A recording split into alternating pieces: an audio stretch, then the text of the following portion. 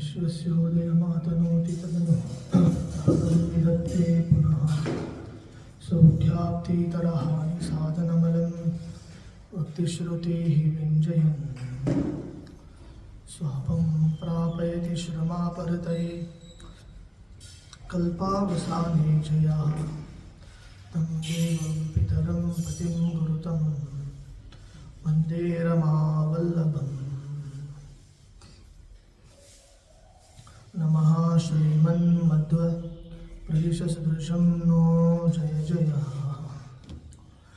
परिहृतभवपाशः पातु मां पार्वतीशः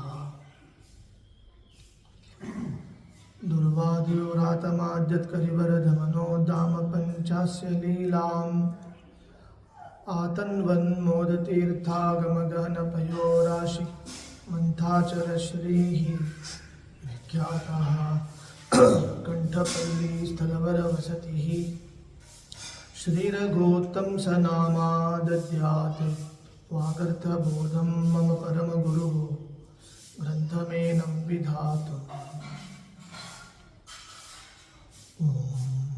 जन्माद्यस्य यतोऽन्वयात् इतरतश्चार्थेष्वभिज्ञस्वराट् तेने ब्रह्महृदाय आदिकवये मुह्यन्ति यं सूरया तेजोवारि मृदां यथा विनिमयो यत्र त्रिसर्गो मृषा धाम्ना स्वेन सदा निरस्तकुहकम् सत्यं परं धीमहि निगमकल्पतरोर्गलितं फलं शुकमुखात् अमृतद्रवसंयुतं पिबत भागवतं रसमालयं मुहुरहो रसिकाः भुवि भावुकाः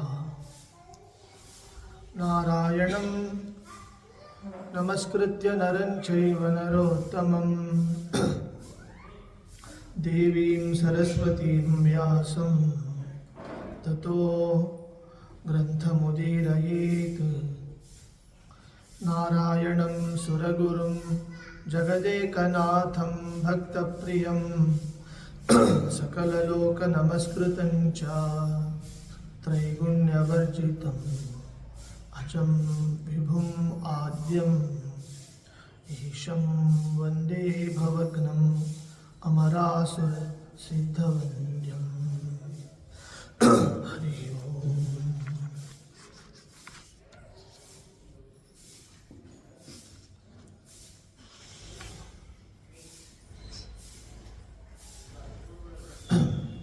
ವಿಷ್ಣುಪಾದೋದಕ ಎನಿಸಿರುವ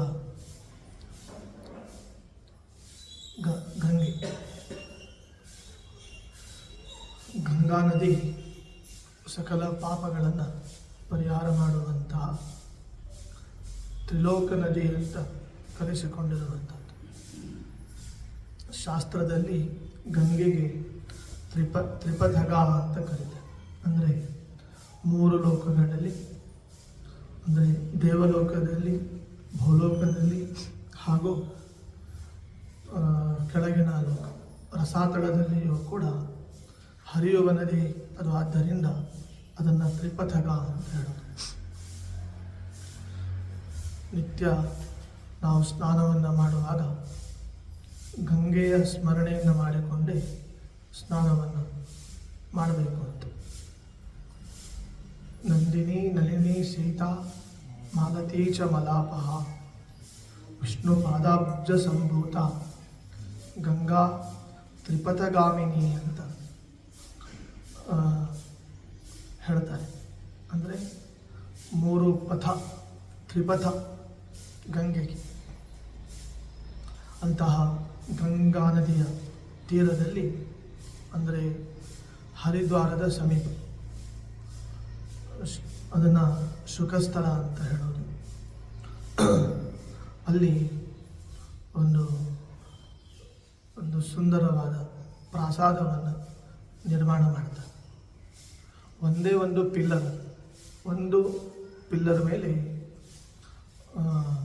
ಲಕ್ಷ ಜನರು ಕೂಡುವ, ಆಸೀನರಾಗುವ ಒಂದು ಭವ್ಯವಾದ ಪ್ರಾಸಾದ ಭವನ.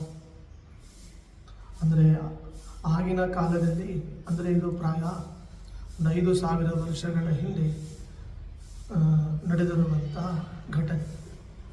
ಆ ಸಮಯದಲ್ಲಿ ಒಂದು ಪಿಲ್ಲರ್ ಮೇಲೆ 1,00,000 ಜನರು ಸೇರುವಂತೆ ಒಂದು ಆರ್ಕಿಟೆಕ್ಟ್ ಮಾಡಬೇಕು ಅಂತಾದರೆ ಅದು ಬಹಳ ಒಂದು ವಿಸ್ಮಯವಾದಂತಹ ಸಂಗತಿ. ಅಂದರೆ ಈಗ ಟೆಕ್ನಾಲಜಿ ಮುಂದುವರೆದಿದ್ದರೆ ಆಗ ಮಂತ್ರಾಲಜಿ, ಮಂತ್ರಗಳಿಂದ ಶಕ್ತಿ ಹೊರುವಂತಾಯಿತು. ಈಗ ತಂತ್ರದಿಂದ ಶಕ್ತಿಯನ್ನು ಸಂಪಾದನೆ ಮಾಡುವಂಥದ್ದು. ಹೀಗೆ ದಿವ್ಯವಾದ ಪ್ರಾಸಾದದಲ್ಲಿ ರಾಜ ಪರೀಕ್ಷಿತ ಪ್ರಾಯೋಪವೇಶಕ್ಕೆ ಅಂತ ಕೊಡ್ತಾರೆ. ಪ್ರಾಯೋಪವೇಶ ಅನ್ನೋದು ಅದು ಒಂದು ವಿಪ್ಲವ ಕಾಲ ಬಂದಾಗ ಅಥವಾ ಪಾಪಗಳನ್ನು ಪರಿಹರಿಸಿಕೊಳ್ಳುವಂತಹ ಸಂದರ್ಭ ಬಂದಿರುವಾಗ ಆ ಸಮಯದಲ್ಲಿ ಪ್ರಾಯೋಪವೇಶ ಅಂತ ಮಾಡುವುದು.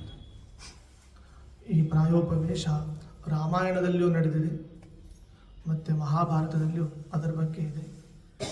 ಭಾಗವತದಲ್ಲಿಯೂ ಮೊದಲು ಪ್ರಾಯೋಪವೇಶದಿಂದಲೇ ಈ ಕಥಾ ಆರಂಭ ಆಗ್ತದೆ. ಸೀತಾಮಾತೆ, ಅಲ್ಲಿ ಸೀತಾಮಾತೆ ದೊರಕಲಿಕ್ಕೆ ಕಪಿಗಳೆಲ್ಲ ಪ್ರಾಯೋಪವೇಶ ಕೊಡಬೇಕಾಯ್ತು. ಇಲ್ಲಿ ಭಕ್ತಿ ಮಾತೆ ದೊರೆಯಲಿಕ್ಕೆ ರಾಜ ಪರೀಕ್ಷಿತ ಪ್ರಾಯೋಪವೇಶಕ್ಕೆ ಅಂತ ಕೊಡ. ಅಲ್ಲಿಯೂ ಕಪಿಗಳು ನಡೆಸಿದ್ದು ಪ್ರಾಯೋಪವೇಶ, ರಾಜ ಪರೀಕ್ಷಿತ ನಡೆಸಿದ್ದು ಅದು ಕೂಡ ಪ್ರಾಯೋಪವೇಶ. ಏನು ಹಂಗಂದರೆ ಪ್ರಾಯೋಪವೇಶ ಅಂದರೆ ಅರ್ಥ ಏನು ಅಂದರೆ ಆಮರಣ ಉಪವಾಸ. ಅಂದರೆ ಅದು ಸಿದ್ಧಿ ಆಗುವವರೆಗೂ, ಅದು ದೊರಕುವವರೆಗೂ, ಪ್ರಾಪ್ತಿಯಾಗುವವರೆಗೂ ಏನೋ ಒಂದು ನೀರು, ಅಶನ ನೀರುಗಳು ಇಲ್ಲದೆ ವಿಷ್ಣು ಕಥೆಯಲ್ಲಿ ಮಗ್ನರಾಗೋದು ಏನಿದೆ ಅದನ್ನು ಏನು ಕರೀತಾರೆ? ಪ್ರಾಯೋಪವೇಶ ಅಂತ ಕರೀತಾರೆ. ಅಲ್ಲಿ ಜಗನ್ಮಾತೆಯಾಗಿರುವ ಸೀತಾದೇವಿ ಅವಳು ದೊರೆಯಬೇಕು, ಅವಳ ಪ್ರಾಪ್ತಿಯಾಗಬೇಕು ಅಂತ ಹೇಳಿ ಎಲ್ಲ ಕಪಿಗಳು ಏನು ಮಾಡ್ತಾರೆ? ಪ್ರಾಯೋಪವೇಶಕ್ಕೆ ಕೊಡ್ತಾರೆ. ಆಗ ಅಲ್ಲಿ ಅವರೇನು ಹೇಳ್ತಾರೆ? ಆ ಪ್ರಾಯೋಪವೇಶಕ್ಕೆ ಒಳಗಾದಾಗ ಅಲ್ಲಿ ಅವರು ಹೇಳಿದ್ದು ಶ್ರೀರಾಮ ಕಥೆಯನ್ನು ಹೇಳ್ತಾರೆ. ರಾಮಕಥೆ, ಬಾಲರಾಮಾಯಣ ಆರಂಭ ಮಾಡ್ತಾರೆ. ರಾಮಕಥೆ ಶುರು ಆದರೆ ಅಲ್ಲೇನಾಯಿತು? ಆ ರಾಮಕಥಾ ಶ್ರವಣದಿಂದ ಕಳೆದು ಹೋದ ರೆಕ್ಕೆಗಳು ವಾಪಸ್ ಬಂತು. ಪಕ್ಷಗಳು ಏನು ಕಳೆದು ಹೋಗಿತ್ತು, ಸುಟ್ಟು ಹೋಗಿತ್ತು, ಸುಟ್ಟು ಹೋದ ಪಕ್ಷಗಳು, ರೆಕ್ಕೆಗಳು ವಾಪಸ್ ಬಂತು. ಯಾರಿಗೆ? ಸಂಪಾತಿಗೆ. ಅಂದರೆ ರಾಮಕಥೆಯಿಂದ, ವಿಷ್ಣು ಕಥಾಶ್ರವಣದಿಂದ ಕಳೆದು ಹೋದ ಪಕ್ಷ ಏನಾಗ್ತದೆ? ಮತ್ತೆ ನಮಗೆ ವಾಪಸ್ ಬರ್ತದೆ. ಅಲ್ಲಿ ಕಳೆದು ಹೋದ ಪಕ್ಷಗಳು ಸಂಪಾತಿಗೆ ವಾಪಸ್ ಬಂದರೆ ಇಲ್ಲಿ ದೂರದಲ್ಲಿರುವ ಶುಕಾಚಾರ್ಯರು ಇವನ ಬಳಿಗೆ ಬಂದರು. ಅಂದರೆ ಪ್ರಾಯೋಪವೇಶದಿಂದ ಏನಾಗ್ತದೆ? ಮತ್ತೆ ನಮಗೆ ಮಹಾಲಾಭ ಸಿಗ್ತದೆ. ಅಲ್ಲಿ ಪಕ್ಷಗಳು, ರೆಕ್ಕೆಗಳು ಅವನಿಗೆ ದೊರಕಿದರೆ ಇವನಿಗೆ ಶುಕಾಚಾರ್ಯರು ಸಿಗ್ತಾರೆ. ಅಂದರೆ ಪ್ರಾಪ್ತಿ ಅನ್ನೋದು ಎರಡು ಕಡೆ. ಅಲ್ಲಿ ಪಕ್ಷ ಪ್ರಾಪ್ತಿ, ಇಲ್ಲಿ ಶುಕ ಪ್ರಾಪ್ತಿ. ಹೀಗೆ ಅಂದರೆ ರಾಮಾಯಣ ಮತ್ತು ಭಾಗವತ ಇವೆರಡನ್ನೂ ನಾವು ಸಮನ್ವಯ ಮಾಡಿದಾಗ, ಪ್ರಾಯೋಪವೇಶದ ಕಥೆಯನ್ನು ನೋಡಿದಾಗ ಪ್ರಾಪ್ತಿ ಅಂತನ್ನೋದು ಅದು ಎರಡೂ ಕಡೆ ಅದೇನಾಗಿದೆ? ಅದು ಸಮನ್ವಯವಾಗ್ತದೆ. ಆದ್ದರಿಂದ ನಾವು ಒಂದು ವಿಪ್ಲವ ಕಾಲ ಬಂದಾಗ, ಜಗತ್ತಿಗೆ ಗಂಡಾಂತರ ಅಂತ ಬಂದಿರುವಾಗ, ಅಥವಾ ದೇಶಕ್ಕೆ ಒಂದು ಆಘಾತ ಎದುರಾದಾಗ ಸಜ್ಜನರೆಲ್ಲರೂ ಕೂಡ ಸೇರಿಕೊಂಡು ನಡೆಸುವಂತಹ ಒಂದು ಪ್ರಕ್ರಿಯೆ ಅಂದರೆ ಭಾಗವತ ಹೇಳಿದ ಹಾಗೆ ಪ್ರಾಯೋಪವೇಶ. ಪ್ರಾಯೋಪವೇಶಕ್ಕೆ ಇರುವ ಶಕ್ತಿ ಬೇರೆ ಯಾವುದಕ್ಕೂ ಕೂಡ ಇಲ್ಲ ಅಂತ ಪುರಾಣ ನುಡಿತದೆ. ಅದನ್ನೇ ಪ್ರಾಯೋಪವೇಶವನ್ನೇ ಮತ್ತೊಂದು ಮಾತಿನಲ್ಲಿ ಮತ್ತೊಂದು ರೂಪದಲ್ಲಿ ಏನು ಹೇಳೋದುಂಟು, ಸತ್ಯಾಗ್ರಹ.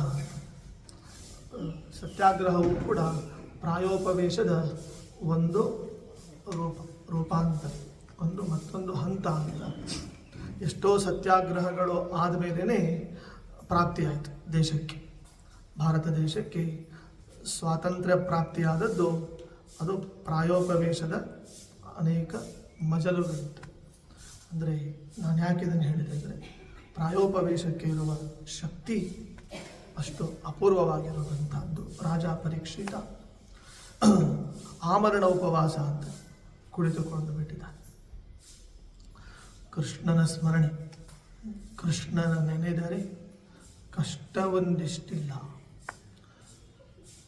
ಕೃಷ್ಣನ ಒಂದು ಜಪವನ್ನು, ಸ್ಮರಣೆಯನ್ನು ಸದಾ ಮಾಡುವಂಥದ್ದು.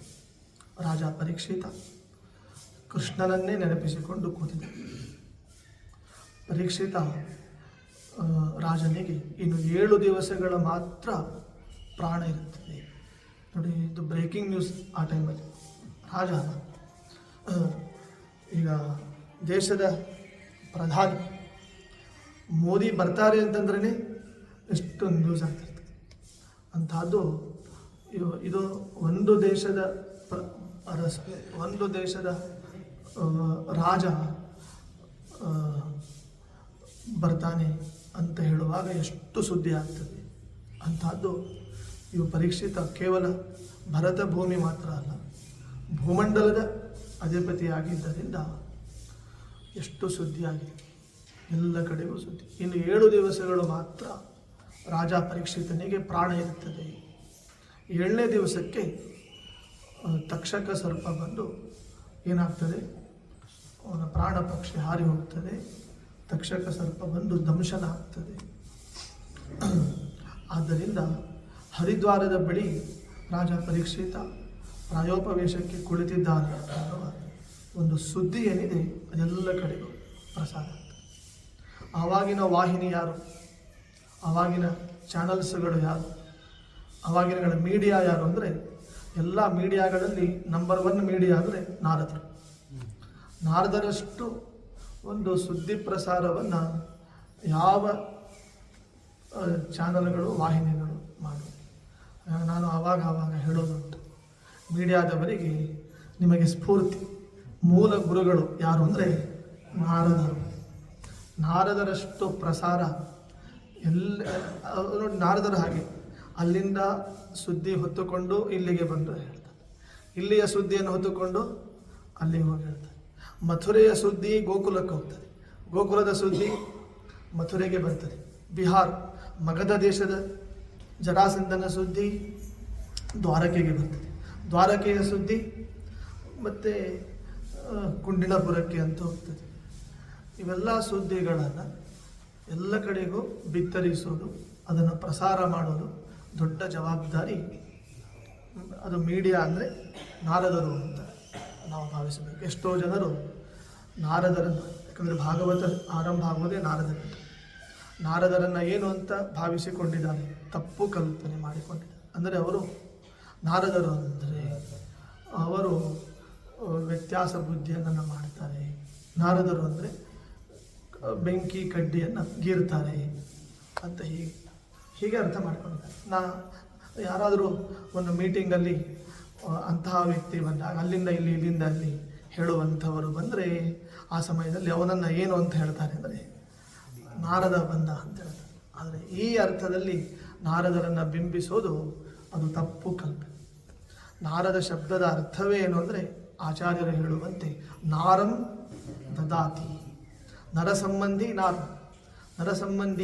ನರಸಂಬಂಧಿ ನಾಮ ಜ್ಞಾನಂ ವಿಷ್ಣು ವಿಷಯಕ ಜ್ಞಾನಂ, ಭಗವದ್ ವಿಷಯಕ ಜ್ಞಾನಂ, ಬ್ರಹ್ಮ ವಿಷಯಕ ಜ್ಞಾನಂ ದದಾತಿ ಇತಿ ಸಹ ನಾರದ ಅಂತ.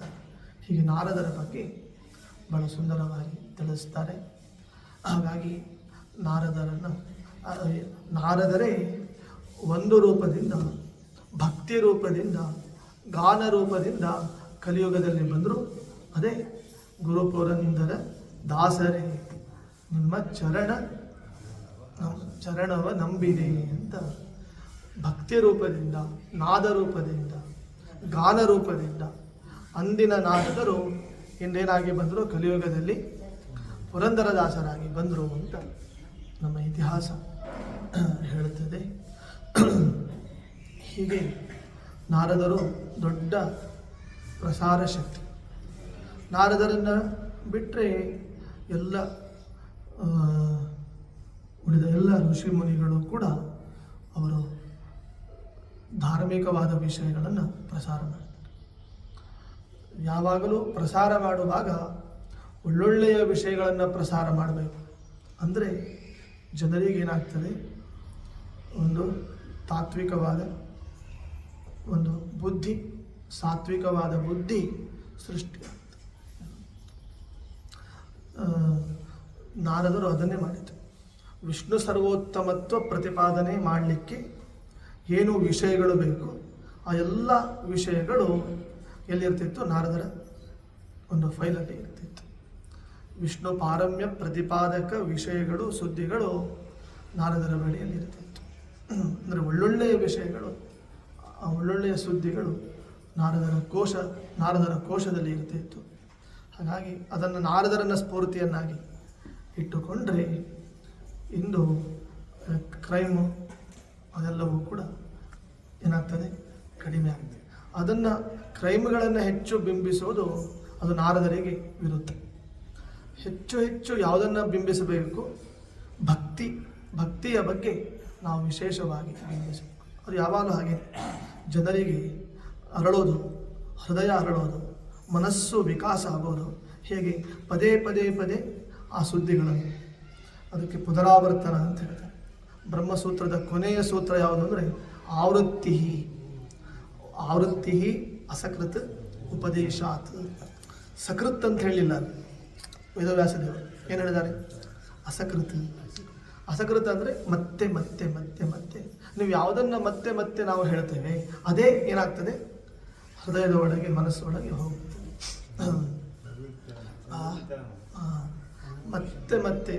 ಮತ್ತೆ ಹೇಳುವ ವಿಷಯಗಳು ಅದು ಹೃದಯದ ಒಳಗೆ ಇಳಿತದೆ. ಆದ್ದರಿಂದ ಅದನ್ನು ಅಸಕೃತ ಅಂತ ಹೇಳ್ತಾರೆ. ಈ ಒಂದು ಪ್ರಕ್ರಿಯೆಯನ್ನು ಸುದ್ದಿ ಪ್ರಸಾರ ಮಾಡುವವರು ಅದನ್ನು ಏನು ಮಾಡಬೇಕು, ಮಾಡಿದಾಗ ಒಳ್ಳೊಳ್ಳೆಯ ವಿಷಯಗಳನ್ನು ಮತ್ತೆ ಹೇಳಿದಾಗ ಪ್ರಜೆಗಳಿಗೂ ಕೂಡ ಏನಾಗ್ತದೆ, ಅದು ಹಿತ ಆಗ್ತದೆ. ಮತ್ತು ಸಾತ್ವಿಕವಾದ ಪ್ರವೃತ್ತಿ ಅವರಲ್ಲಿ ಉಂಟಾಗ್ತದೆ. ಈಗಿನ ಕಾಲದಲ್ಲಿ ಅಪಘಾತಗಳು, ಆಘಾತಗಳು, ಅತ್ಯಾಚಾರಗಳು, ಅನಾಚಾರಗಳು, ದುರಾಚಾರಗಳು ಇದೆಲ್ಲ ನಡೆಯಲಿಕ್ಕೆ ಕಾರಣ ಏನು ಅಂದರೆ ಒಂದು ರೀತಿಯಲ್ಲಿ ಸುದ್ದಿವಾಹಿನಿಗಳು ಕ್ರೈಮ್ಗಳನ್ನು ತುಂಬ ಬಳಸ್ತದೆ. ಆದ್ದರಿಂದ ಆ ರೀತಿ ಪ್ರವೃತ್ತಿ ಉಂಟಾಗ್ತದೆ. ಅದನ್ನು ನಾರದರನ್ನು ನೋಡಿ ತಿಳಿದುಕೊಂಡ್ರೆ ನಮ್ಮಲ್ಲಿ ಭಕ್ತಿ ಪ್ರಸಾರ ಆಗ್ತದೆ ಅಂತ ಭಾಗವತ ತಿಳಿಸ್ತದೆ. ಹಾಗಾಗಿ ರಾಜ ಪರೀಕ್ಷಿತನ ಬಳಿಗೆ ಅವನನ್ನು ನೋಡಬೇಕು, ಅವನ ಅಂತ್ಯಕಾಲದಲ್ಲಿ ನಾವಿರಬೇಕು, ಅವನಿಗೆ ಶ್ರೇಯ ಪ್ರಾರ್ಥನೆಯನ್ನು ಮಾಡಬೇಕು, ನಾರಾಯಣ ಸ್ಮರಣೆಯನ್ನು ಮಾಡಬೇಕು ಅಂತ ಹೇಳಿ ಎಲ್ಲ ಋಷಿಮುನಿಗಳು ಧಾವಿಸಿ ಬಂದಿದ್ದಾರೆ. ಅದು ಯಾರು ಅಂದರೆ ಆ ಋಷಿಗಳ ಬಗ್ಗೆ ಅಲ್ಲಿ ಹೇಳ್ತಾರೆ. ಅತ್ರಿರ್ ವಸಿಷ್ಠ ಚವನ. ಒಬ್ಬೊಬ್ಬ ಋಷಿ ಸ್ಮರಣೆ ಮಾಡಿದ್ರೇ ಸಾಕು, ಎಷ್ಟೋ ಪಾಪಗಳು. ಒಬ್ಬ ಋಷಿ ಸ್ಮರಣೆ 1,00,000 ಪಾಪ ಪರಿಹಾರ. ಅಂದರೆ ಈಗ ಅತ್ರಿ ಅಂತ ಹೇಳೋದರಿಂದಲೇ 1,00,000 ಪಾಪಗಳು ಪರಿಹಾರ ಆಗುತ್ತೆ. ಇನ್ನು ಈ ಅಧ್ಯಾಯದಲ್ಲಿ ಎಷ್ಟು ಋಷಿಗಳ ಸ್ಮರಣೆ ಮಾಡಿದ್ದಾರೆ, ಅಷ್ಟು ಋಷಿಗಳ ಸ್ಮರಣೆ ಮಾಡಿಕೊಂಡ್ರೆ ಏನಾಗ್ತದೆ, ಪಾಪ ಎಷ್ಟೋ ಅಸಂಖ್ಯ ಪಾಪಗಳು ನಿವಾರಣೆ ಆಗ್ತದೆ. ಅದೇ ಕಾನ್ಸೆಪ್ಟ್ ಇಟ್ಟುಕೊಂಡೇ ನಮ್ಮ ಸಂಧ್ಯಾವಂದನದಲ್ಲಿ ಪ್ರವರ ಗೋತ್ರಗಳು ಉಚ್ಚಾರಣೆ ಮಾಡುವಾಗ ನಮ್ಮ ಮೂಲ ಋಷಿಗಳು ಯಾರು ಅಂತ, ಪದ್ಮಾವತಿಯ ಗೋತ್ರ ಯಾವುದು ಅಂತ ಹೇಳಿದರೆ ಪದ್ಮಾವತಿ ಹೇಳಿದ್ದು ಅತ್ರಿ ಗೋತ್ರ ಅಂತ ಹೇಳ್ತಾರೆ. ವೆಂಕಟೇಶ್ವರ ಹೇಳಿದ್ದು ನಿನ್ನ ಗೋತ್ರ ಯಾವುದು ಅಂತ ಕೇಳಿದರೆ ವಸಿಷ್ಠ ಗೋತ್ರ ಅಂತ ಹೇಳ್ತಾರೆ. ಗೋತ್ರವೇ ಇಲ್ಲದ ದೇವರಿಗೆ ವಸಿಷ್ಠ ಗೋತ್ರ, ಗೋತ್ರವೇ ಅಗೋತ್ರಳಾದಂತಹ ಮಹಾಲಕ್ಷ್ಮಿಗೆ ಇವತ್ತು ಯಾವ ಗೋತ್ರ ಬಂದಿತು? ಇದು ಅತ್ರಿ ಗೋತ್ರ ಬಂದಿತ್ತು. ಅಂತಹದ್ದು ಗೋತ್ರ ಇಲ್ಲದ ಲಕ್ಷ್ಮೀನಾರಾಯಣರೇ ಗೋತ್ರವನ್ನು ಹೇಳುವಾಗ ಇನ್ನು ನಾವಂತೂ ಸಗೋತ್ರ, ನಮಗೆ ಗೋತ್ರ ಪ್ರವರ, ಅದು ನಮಗೆ ಕಡ್ಡಾಯ. ಸಂಧ್ಯಾವಂದನ ಮಾಡುವಾಗ ಗೋತ್ರ ಪ್ರವರ ಉಚ್ಚಾರ ಮಾಡಿ, ಒಂದು ನಮಸ್ಕಾರ ಮಾಡುವಾಗ ಗೋತ್ರ ಪ್ರವರಗಳನ್ನು ಉಚ್ಚಾರ ಮಾಡಬೇಕು. ಆದರೆ ಒಂದು ಹುಡುಗ ಹುಡುಗಿ ಒಂದು ಕಲ್ಯಾಣ ಆಗುವಾಗ ಅಲ್ಲಿ ಸಗೋತ್ರ ಅಂತ ಆಗಬಾರ್ದು, ಏನಾಗಬೇಕು, ವಿಗೋತ್ರ ಆಗಬೇಕು. ಒಂದೇ ಗೋತ್ರ ಅಂತ ಆಗಿಬಿಟ್ರೆ ಪ್ರಾಯ ಏನಾಗಿ ಬಿಡ್ತದೆ, ಅದು ಭಗಿನಿ ಅಂತ ಆಗ್ತದೆ, ಅಣ್ಣ ತಂಗಿಯರು ಅಂತ ಆಗುವ ಪ್ರಸಂಗ ಬರ್ತದೆ. ಅದು ಆಗಿಯೂ ಆಗ್ತದೆ, ಈಗಿನ ಕಾಲದಲ್ಲಿ ಅದು ನಡೆದು ಬಿಡ್ತದೆ. ಹಾಗೆ ಗೋತ್ರ ಪ್ರವರಗಳ ಋಷಿಗಳು ಅವರನ್ನು ಸ್ಮರಣೆ ಮಾಡಿಕೊಂಡ್ರೇ ಎಷ್ಟೋ ಪಾಪಗಳು ನಿವಾರಣೆ ಆಗ್ತದೆ. ಮಂಗಲಾಷ್ಟಕದಲ್ಲಿ ಅದನ್ನು ಹೇಳ್ತಾರೆ, ಮುಂಜಾನೆಯ ಸಮಯದಲ್ಲಿ ಋಷಿಗಳ ಸ್ಮರಣೆ ಅಂತ. ಯಾವುದೋ ವಿಶ್ವಾಮಿತ್ರ ಪರಾಶರೋರ್ವ ಭೃಗವೋ ಅಗಸ್ತ್ಯ ಪುಲಸ್ತ್ಯ ಕ್ರತೋ ಶ್ರೀಮಾನತ್ರಿ ವಸಿಷ್ಠ ಶಕ್ತಿರುವಸಿಷ್ಠೋಂಗಿರಾ ಮಾಂಡವ್ಯೋ ಜಮದಗ್ನಿ ಗೌತಮ ಭರದ್ವಾಜಾದಯ ತಾಪಸಾಃ ಶ್ರೀ ವಿಷ್ಣೋ ಗುಣನಾಮ ಕೀರ್ತನ ಪರಾಃ ಕುರ್ವಂತು ನೋ ಮಂಗಲಂ. ವಿಷ್ಣೋ ಗುಣನಾಮ ಕೀರ್ತನ ಪರಾಃ ಯೇ ಋಷಯಃ, ಎಲ್ಲ ಋಷಿಗಳು ಪಾಪಗಳನ್ನು ನಿವಾರಣೆ ಮಾಡುವ ವಿಷ್ಣು ಸರ್ವೋತ್ತಮತ್ವ ಪ್ರತಿಪಾದಕ ಋಷಿಗಳು. ಒಂದು ಜನಿವಾರ ಹಾಕಿಕೊಳ್ಳುವಾಗಲೂ ಆ ಋಷಿಗಳ ಸಾಕ್ಷಿಯಾಗಿ ಹಾಕ್ಕೊಳ್ತೀವಿ. 2 ದರ್ಭೆ ಅಂತ ಕೊಟ್ಟಿರ್ತಾರೆ ಪುರೋಹಿತರು, ನೀವು ಕಾಪಾಡಿಕೊಳ್ಳಿ ನಿಮ್ಮ ಇದರಲ್ಲಿ ಸೊಂಟದಲ್ಲಿ ಇಟ್ಟುಕೊಳ್ಳಿ ಅಂತ ಹೇಳಿರ್ತಾರೆ. ಅಷ್ಟು ನಮ್ಮ ಕಡೆ ಆಗೋದಿಲ್ಲ. ಆದ್ದರಿಂದ ನಾವೇನು ಮಾಡ್ತೇವೆ, ಮನೆಗೆ ಅದನ್ನು ತೆಗೆದುಕೊಂಡು ಬರದೆ ಆ ಋಷಿಗಳ ಬಳಿಯಲ್ಲಿ ಮುಂದಿನ ವರ್ಷದವರೆಗೂ 2 ದರ್ಭೆಗಳು ನಿಮ್ಮ ಬಳಿಯಲ್ಲೇ ಇರಲಿ ಅಂತ ನಾವಿಟ್ಟು ಮನೆಗೆ ಬರ್ತೇವೆ. ಅಂದರೆ ನಮ್ಮ ದೌರ್ಬಲ್ಯ ಎಷ್ಟಿದೆ ಇದರಿಂದ ಗೊತ್ತಾಗ್ತದೆ. ವೇದಗಳ ರಕ್ಷಣೆ ಬಿಡಿ, ವೇದಗಳ ರಕ್ಷಣೆ ದೂರ ಹೋಯಿತು, ದೂರತೋಪಾಸ್ತ.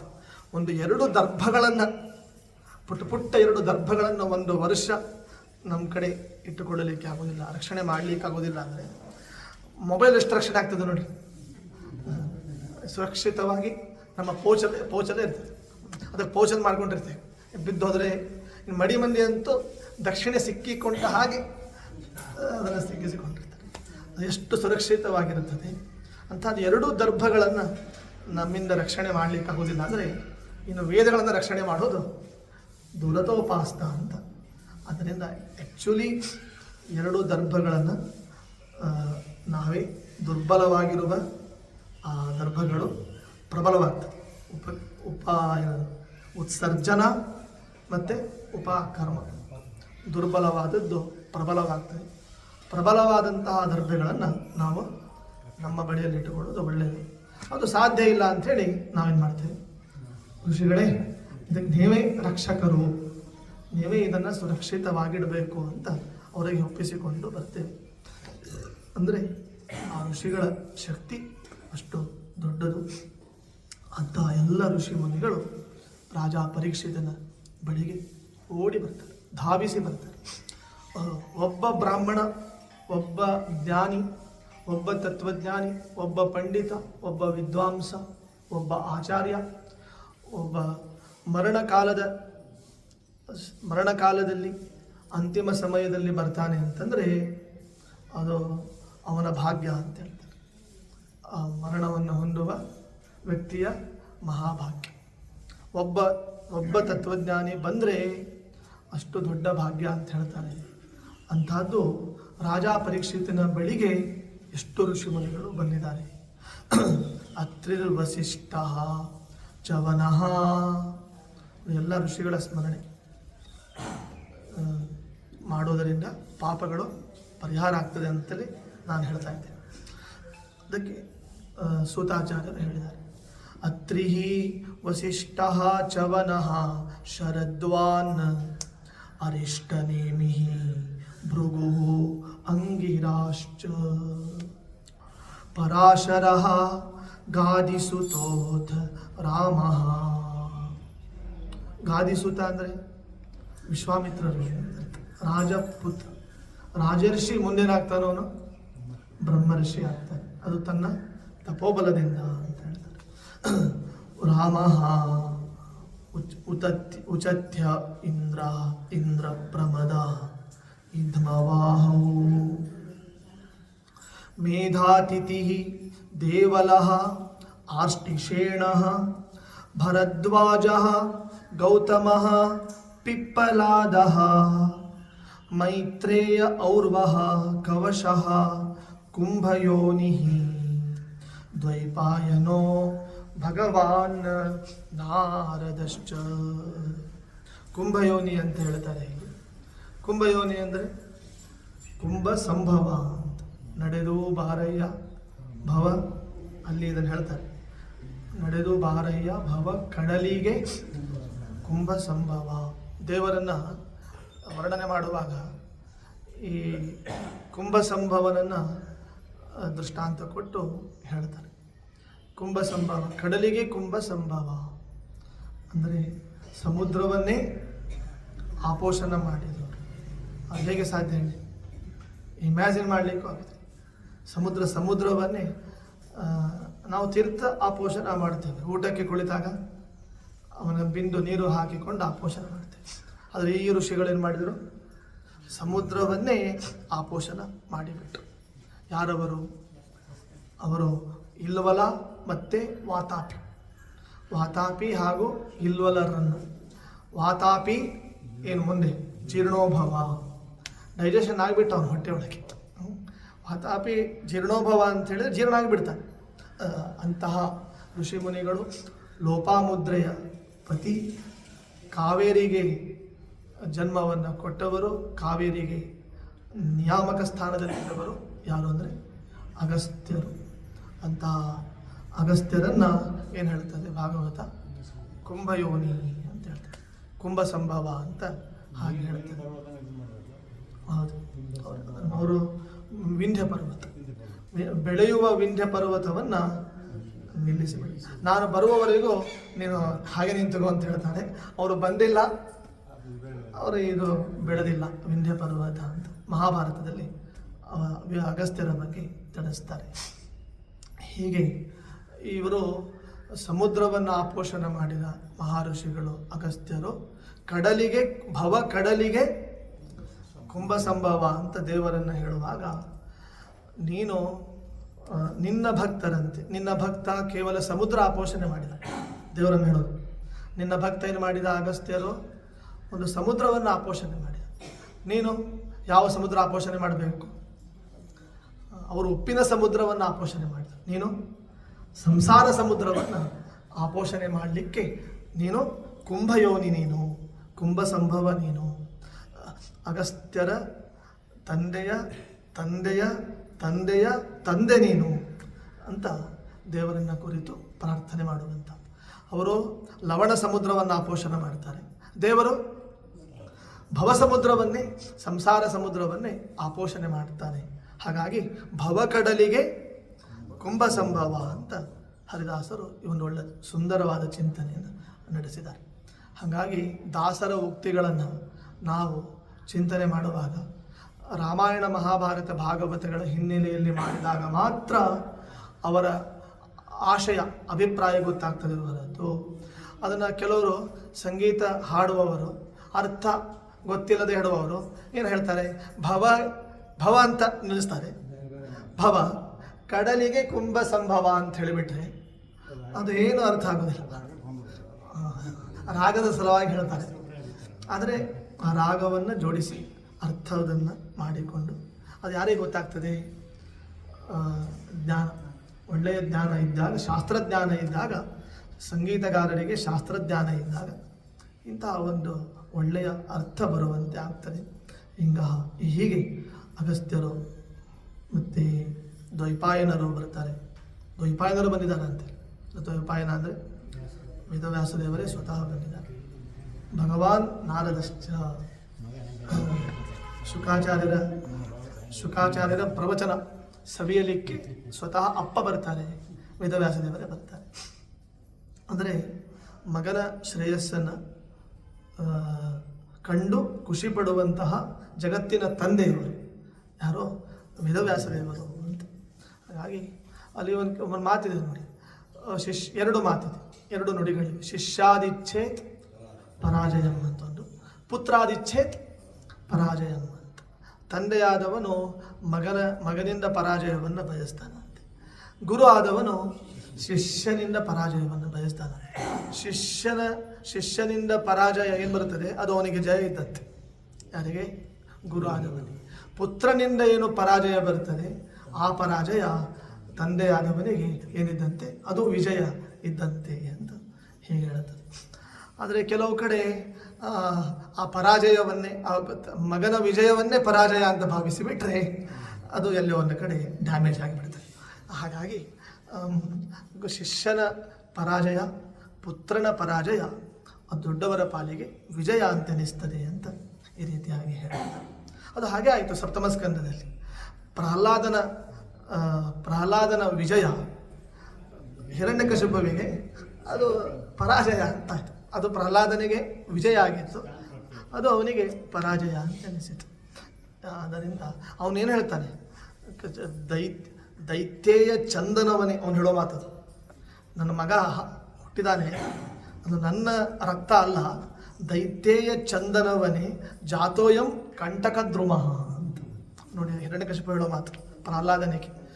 ಪ್ರಹ್ಲಾದ ನೀನು ಎಂಥವನು ಅಂದರೆ ದೈತ್ಯರೆಂಬ, ನೋಡಿ ಅವನು ಶ್ರೀಗಂಧದವನ ಅಂತದೆ. ದೈತ್ಯರ ಜಾತಿ ಅಂದರೆ ಶ್ರೀಗಂಧವನ, ಚಂದನವನ, ಸ್ಯಾಂಡಲ್ ಜಂಗಲ್ ಅಂತ ಅಂಥದ್ದು. ಅದರಲ್ಲಿ ನೀನು ಕಂಟಕ, ಮುಳ್ಳಿದಂಗಿದೆ ನೀನು ಅಂತ, ಜಾಲಿ ಮರದಂತೆ ಅಂತ ಹೀಗೆ ಹಿರಣ್ಯಕಶಿಪು ಹೆಂಗೆ ದೃಷ್ಟಾಂತ ಕೊಟ್ಟಿದ್ದಾನೆ ನೋಡಿ. ದೈತೇಯ ಚಂದನವನೇ ಜಾತೋಯಂ ಕಂಟಕದ್ರುಮ, ಮುಳ್ಳಿನ ಗಿಡದಂತೆ ನೀನಿದ್ದಿ. ನಮ್ಮ ವಂಶ, ನಮ್ಮ ಜಾತಿ, ನಮ್ಮ ವಂಶ ಏನದು, ನಮ್ದೇನದು ಚಂದನವನ ಇದ್ದಂತೆ, ಶ್ರೀಗಂಧದವನ. ಶ್ರೀಗಂಧವನದಲ್ಲಿ ನೀನೊಂದು ಮುಳ್ಳು ನೀನು ಅಂತ. ಹೌದು, ಅದಂದರೆ ಶಿಷ್ಯನ ಮಗನ ಜಯವನ್ನು ಕೂಡ ಡೈಜೆಷನ್ ಮಾಡಿಕೊಳ್ಳಲಿಕ್ಕೆ ಆಗಿಲ್ಲ ಹಿರಣ್ಯಕಶಿಪು. ಯಾಕೆಂದರೆ ಹೀಗೆ ಹೇಳಿದ ಹಾಗೆ ಯೋಗ್ಯತೆ, ಹಿರಣ್ಯಕಶಿಪುವಿನ ಯೋಗ್ಯತೆ ಆಗಿರುತ್ತದೆ. ಅವನು ವಿಷ್ಣು ಭಕ್ತಿ ಅದು ವಿಜೃಂಭಿಸಿದೆ ಎಲ್ಲಿ, ಪ್ರಹ್ಲಾದನಲ್ಲಿ. ಹೀಗೆ ಈ ವೇದವ್ಯಾಸದೇವರು ಬಂದಿದ್ದಾರೆ, ಸತ್ಯವತಿ ಸೂತನು ಬಂದಿದ್ದಾನೆ, ರೇಣುಕಾ ಸೂತನು ಬಂದಿದ್ದಾನೆ.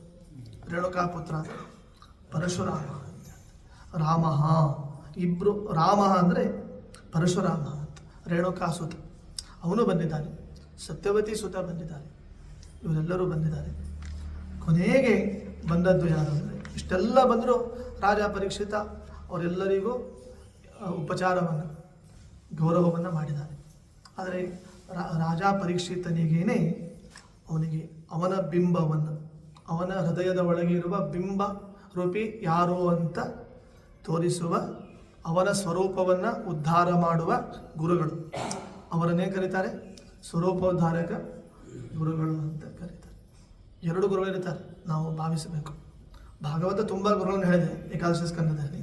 ಆದರೆ ನಾವು ಎರಡು ಗುರುಗಳನ್ನು ತಿಳ್ಕೊಳ್ಬೇಕು. ಒಂದು ಆಧ್ಯಾತ್ಮದ ದಾರಿಯನ್ನು, ಆಧ್ಯಾತ್ಮ ಪಥದಲ್ಲಿ ಕರೆದುಕೊಂಡು ಹೋಗುವವರು, ಅವರು ವಿದ್ಯೆಯನ್ನು ಕೊಡುವ ಗುರುಗಳು, ವಿದ್ಯಾಗುರುಗಳು ಅಂತ ಒಬ್ಬರು. ಇನ್ನೊಬ್ಬರು ಬರ್ತಾರೆ, ಅವರು ನಮ್ಮ ಹೃದಯದ ಒಳಗೆ ಇರುವ ಬಿಂಬ ಯಾರು, ನಮ್ಮ ಜೀವಸ್ವರೂಪ ಏನು ಅಂತ ಉಪದೇಶ ಮಾಡಲಿಕ್ಕೆ ಮತ್ತೊಬ್ಬರು ಗುರುಗಳು ಬರ್ತಾರೆ. ಅವರನ್ನೇ ಕರೀತಾರೆ ಸ್ವರೂಪೋದ್ಧಾರಕ ಗುರುಗಳು ಅಂತ ಕರೀತಾರೆ. ಅದು ನಮ್ಮಲ್ಲಿ ಏನು ಚಾಲ್ತಿ ಬಂದಿದೆ ಅಂದರೆ, ಯಾರು ವಿದ್ಯಾ ಕೊಡ್ತಾರೆ ಆ ವಿದ್ಯಾ ಕೊಟ್ಟವರನ್ನೇ ಸ್ವರೂಪೋದ್ಧಾರಕ ಗುರುಗಳು ಅಂತ ಒಂದು ಹೇಳೋದಿದೆ. ಅದು ಅತಿಶಯಾಂತಿ ಅಂತ ಇಟ್ಕೊಳ್ಬೇಕಾದ್ರೆ, ಭಕ್ತಿ ಅತಿಶಯದಿಂದ ವಿದ್ಯಾ ಕೊಟ್ಟ ಗುರುಗಳನ್ನೇ ನಮ್ಮ ಸ್ವರೂಪ ಉದ್ಧಾರ ಮಾಡಿದರು ಅಂತ ಹೇಳ್ತಾರೆ. ಇಲ್ಲಿ ಅದು ಭಕ್ತಿ ಅತಿಶಯ, ಭಾವನಾತ್ಮಕವಾಗಿ ಹೇಳುವಂಥದ್ದು. ಅದು ನಾವೇ ಅಲ್ಲಗಳೆಯೋದಿಲ್ಲ, ಅದು ಭಾವನಾತ್ಮಕವಾಗಿ ಹೇಳುವಂಥದ್ದು.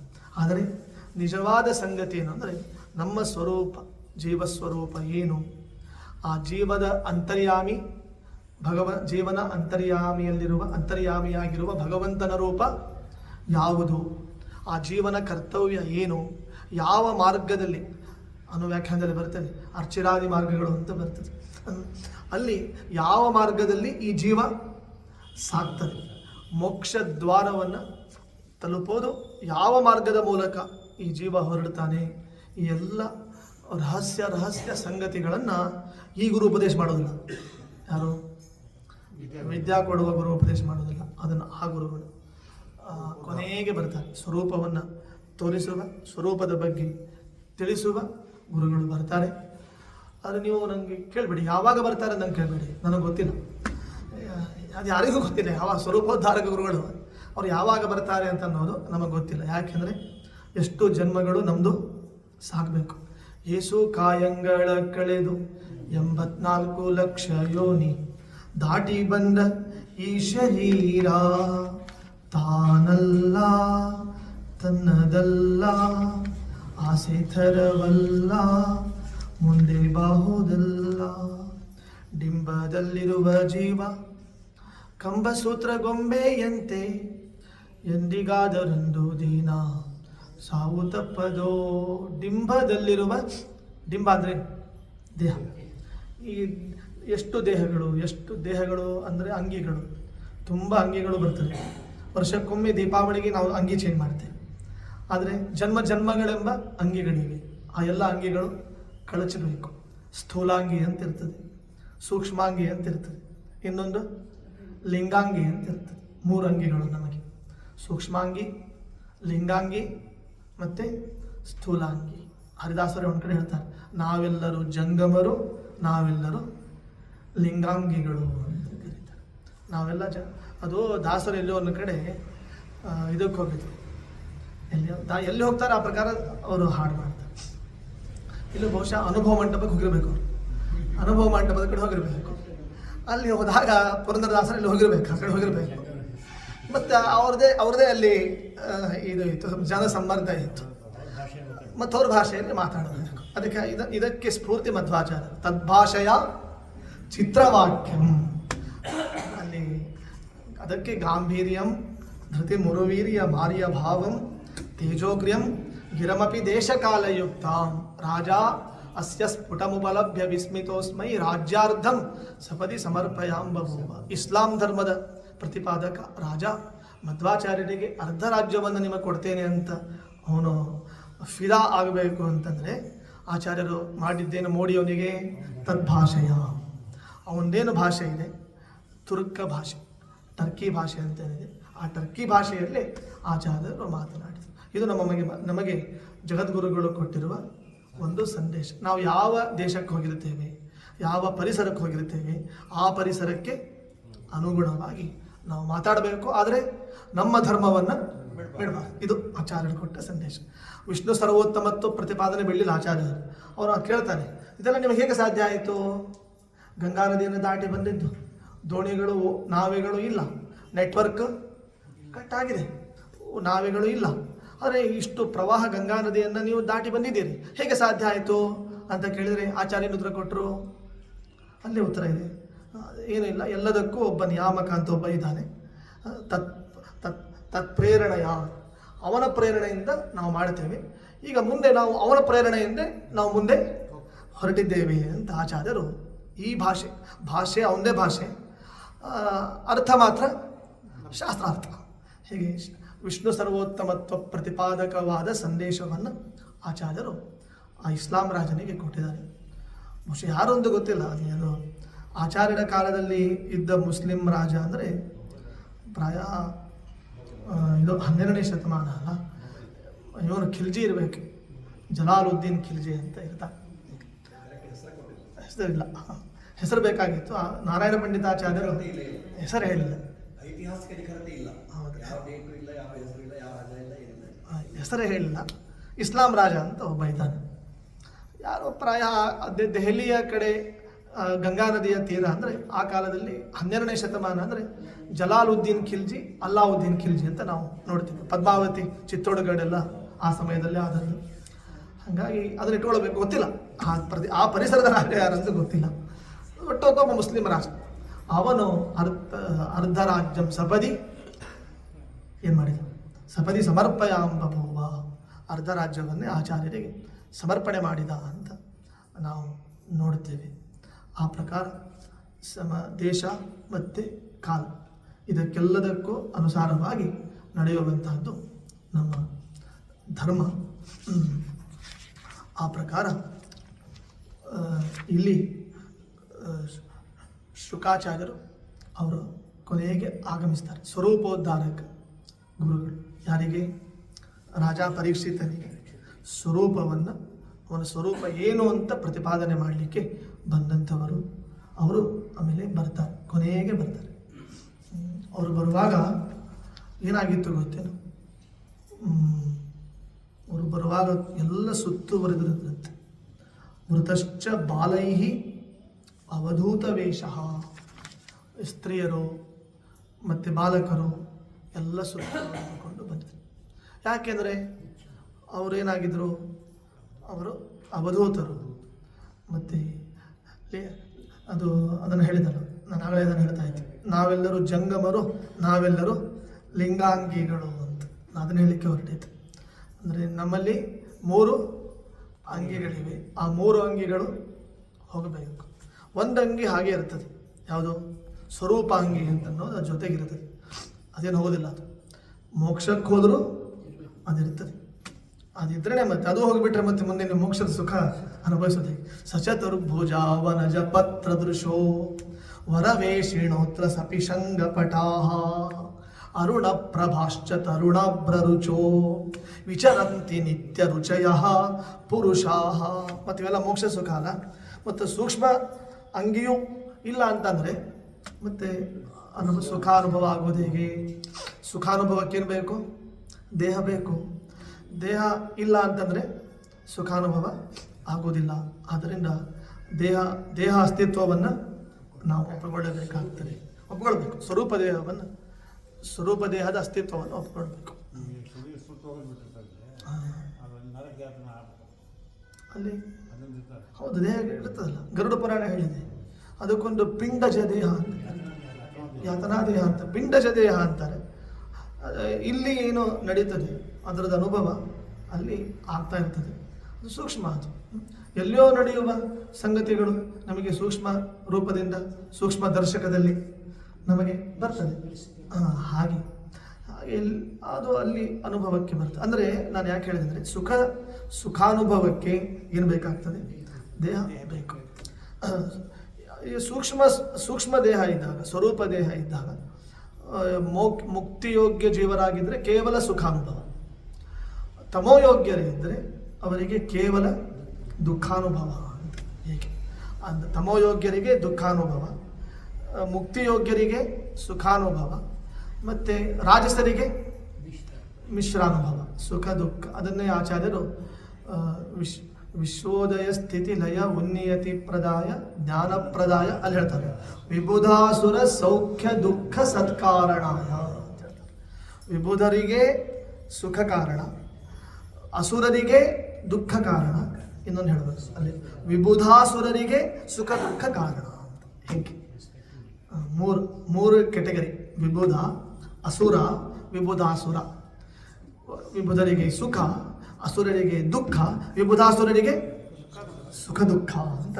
ಇಷ್ಟನ್ನು ಹೇಳಲಿಕ್ಕೆ ಆಚಾರ್ಯರು ಒಂದೇ ಪದ ಇಟ್ಟರು, ಏನು? ವಿಬುಧಾಸುರ ಸೌಖ್ಯ ದುಃಖ ಸತ್ಕಾರಣಾಯ. ಇಷ್ಟು ನೀವು ತಿಳ್ಕೊಂಡ್ರೆ ಬಚಾವ್. ಇಲ್ಲಾಂದರೆ ಅರ್ಥನೇ ಆಗಿಲ್ಲ ಅಂದರೆ ಏನು ಅದರ್ಥ ಆಗೋ ಪ್ರಸಂಗ ಬರ್ತದೆ.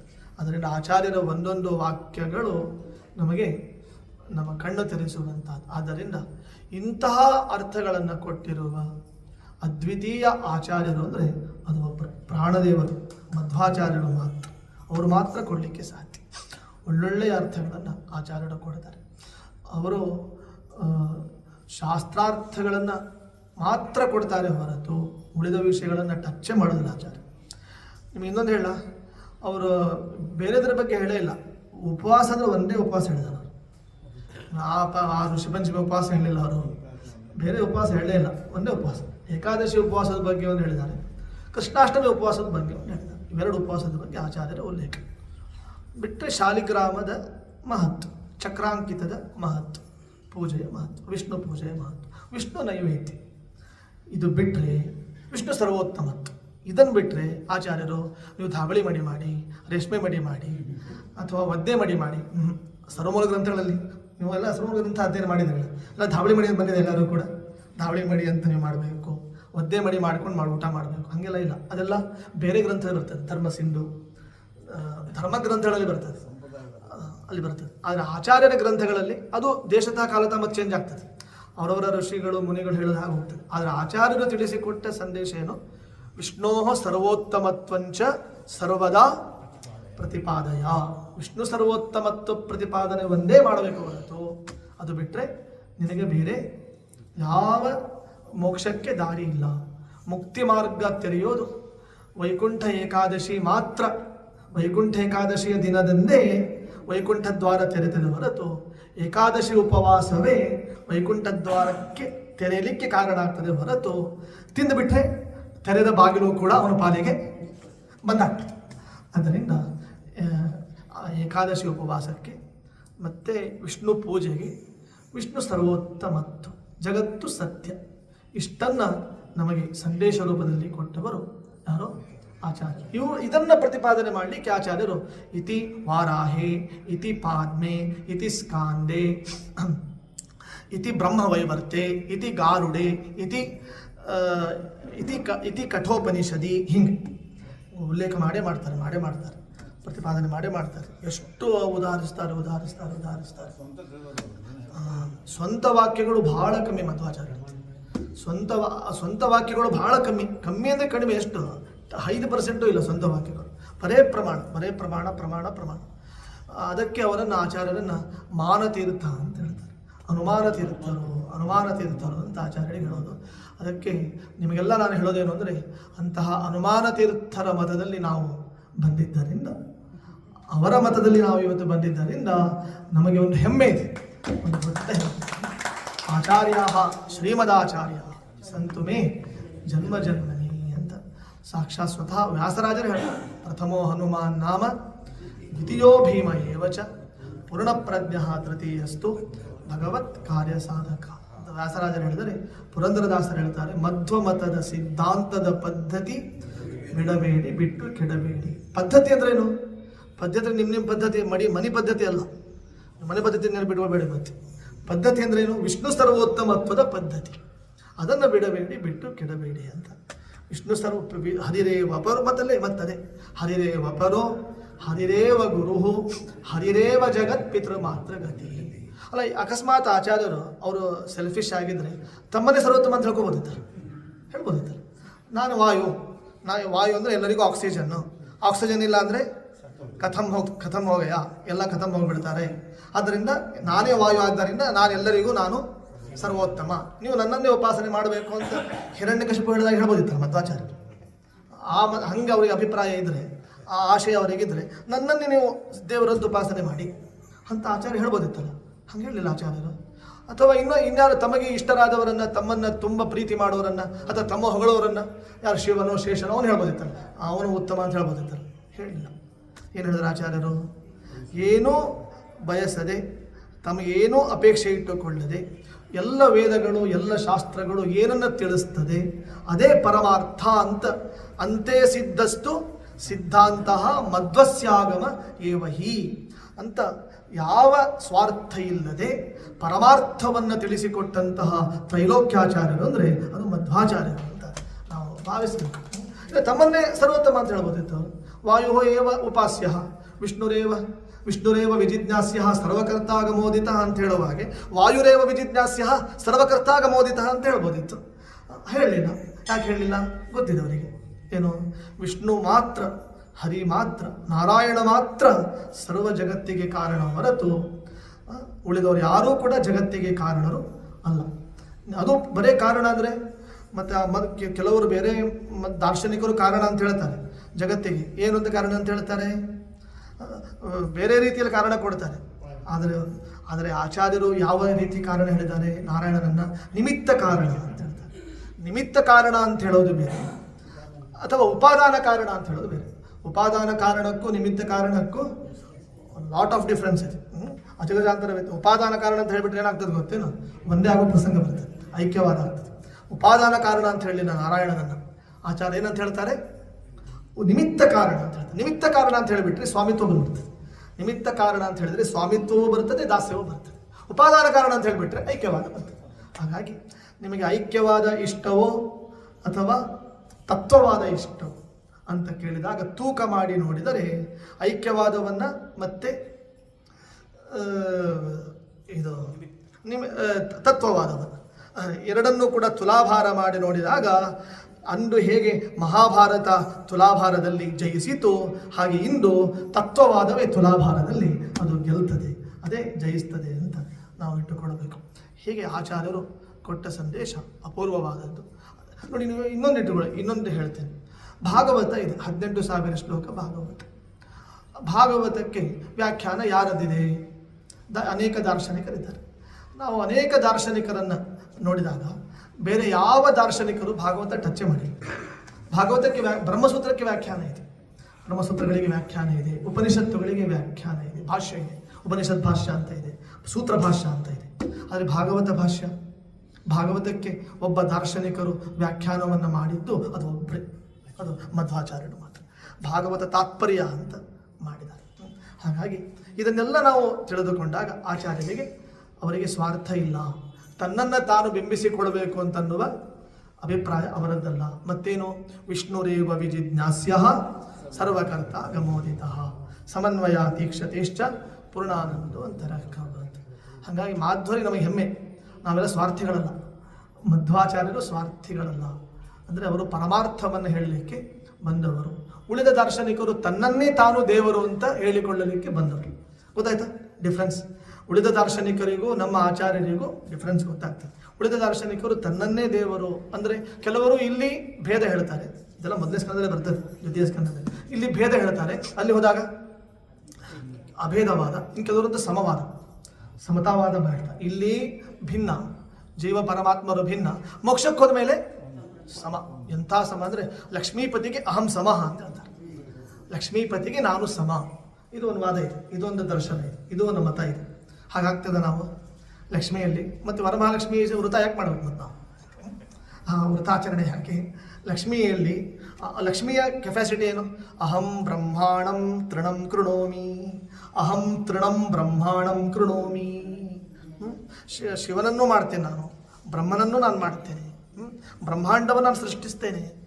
ಇಂಥ ಲಕ್ಷ್ಮೀದೇವಿಯ ಸಾಮರ್ಥ್ಯ, ಅಂಥ ಸಾಮರ್ಥ್ಯ ಇರುವ ಲಕ್ಷ್ಮಿಗೆ ನಾನು ಪತಿ ಅಂತಂದ್ಬಿಟ್ರೆ, ಲಕ್ಷ್ಮೀ ಪತಿಗೆ ಸಮಾನಾನು ಅಂತ ಹೇಳಿದರೆ ಎಷ್ಟು ಘೋರ ಪಾಪ ಇದೆ. ಆದ್ದರಿಂದ ಬೇರೆ ದರ್ಶನಗಳನ್ನು ನೋಡಿದಾಗ, ಮಧ್ವ ದರ್ಶನವನ್ನು ನೋಡಿದಾಗ ವ್ಯತ್ಯಾಸ ಏನು ಅಂದರೆ ಇದೇ ವ್ಯತ್ಯಾಸ. ಉಳಿದ ಎಲ್ಲ ದರ್ಶನಗಳು ಯಾವುದೋ ಒಂದು ರೂಪದಲ್ಲಿ ಸಮನೋ ಐಕ್ಯನೋ ಹೇಳಿಬಿಟ್ರು. ಆದರೆ ಮಧ್ವಾಚಾರ್ಯರು ಮಾತ್ರ ವಿಷ್ಣುರೇವ, ವಿಷ್ಣು ಒಬ್ಬನೇ ಸರ್ವೋತ್ತಮ, ಲಕ್ಷ್ಮಿಯಿಂದ ಆರಂಭಿಸಿ ಎಲ್ಲರೂ ಕೂಡ ಅವನಿಗೇನು ದಾಸರು ಅಂತ ಹೇಳಿದ್ದು ಮಧ್ವಾಚಾರ್ಯರು. ಇದನ್ನು ನಾವು ಭಾವಿಸಬೇಕು. ಏಕೆಂದರೆ ಭಾಗವತ ತಾತ್ಪರ್ಯದಲ್ಲಿ ಪ್ರಥಮಾಧ್ಯಾಯದಲ್ಲಿ ಅದನ್ನೇ ಜನ್ಮಾದ್ಯಸ್ಯತ ಅಂತಿದೆ ಅಲ್ಲ, ಅದಕ್ಕೆ ಅರ್ಥ ಮಾಡಬೇಕಲ್ಲ. ಇದೆ ಮತ್ತೆ ಆದ್ಯಸ್ಯ ಯತಃ ಜನ್ಮಾದಿ, ಯಾರಿಂದ, ಇವೆಲ್ಲ ಅರ್ಥ ಮಾಡಲಿಕ್ಕೆ ವ್ಯಾಖ್ಯಾನಕಾರರು ಆ್ಯಕ್ಚುಲಿ ಭಾಗವತ ಹೇಳುವಾಗ ನೀವು ಪ್ರಮೇಯಗಳು ಕಥೆಗಳಿಗಿಂತ ಅಲ್ಲಿ ಏನು ಹೆಚ್ಚು ಅರ್ಥಗಳು, ತಾತ್ವಿಕವಾದ ಅರ್ಥಗಳೇ ತುಂಬ ಇದೆ. ತುಂಬ ತಾತ್ವಿಕವಾದ ಅರ್ಥ ಹೇಳಿಬಿಟ್ರೆ ಕಥೆ ಹಾರಿ ಹೋಗ್ತದೆ. ಹಾಗಾಗಿ ಕಥೆಗಳಲ್ಲಿ ಪ್ರಮೇಯ ತುಂಬ ಇರ್ತದೆ. ಹೀಗೆ ಶುಕಾಚಾರ್ಯರು ರಾಜ ಪರೀಕ್ಷಿತನನ್ನು ಉದ್ಧಾರ ಮಾಡಲಿಕ್ಕೆ ಬಂದರು. ಅವನಿಗೆ ಪರೀಕ್ಷಿತ ರಾಜ ಏನು ಅರ್ಘ್ಯ, ಪಾದ್ಯ, ಆಚಮನ, ಮಧುಪರ್ಕ ಇಷ್ಟು ಕೊಡಬೇಕು. ಇದು ಮಿನಿಮಮ್ ಇಷ್ಟಂತೂ ಕೊಡಬೇಕು. ಅರ್ಘ್ಯ, ಪಾದ್ಯ, ಆಚಮನೀಯ, ಮಧುಪರ್ಕ. ಅರ್ಘ್ಯ ಅಂದರೆ ಕೈ ತೊಳೆಯಲಿಕ್ಕೆ ನೀರು, ಪಾದ್ಯ ಅಂದರೆ ಕಾಲು ತೊಳೆಯಲಿಕ್ಕೆ ನೀರು, ಅರ್ಘ್ಯ ಪಾದ್ಯ. ಆಚಮನ ಅಂದರೆ ಕುಡಿಯಲಿಕ್ಕೆ ನೀರು, ಮಧುಪರ್ಕ ಅಂದರೆ ಸ್ವೀಟ್, ಜೇನು, ಬೆಲ್ಲ. ಮತ್ತೆ ತಿಂದಾದ ಮೇಲೆ ಮತ್ತೆ ಪುನರಾಚಮನೆ. ಇಷ್ಟು ಇವು ಏನು ಪದ್ಧತಿ, ಪಂಚೋಪಚಾರಗಳು ಅಂತ ಇಟ್ಕೊಳ್ಳಿ. ಇನ್ನೊಂದು ಕಾರಣ ಹೇಳ್ತಾರಲ್ಲ,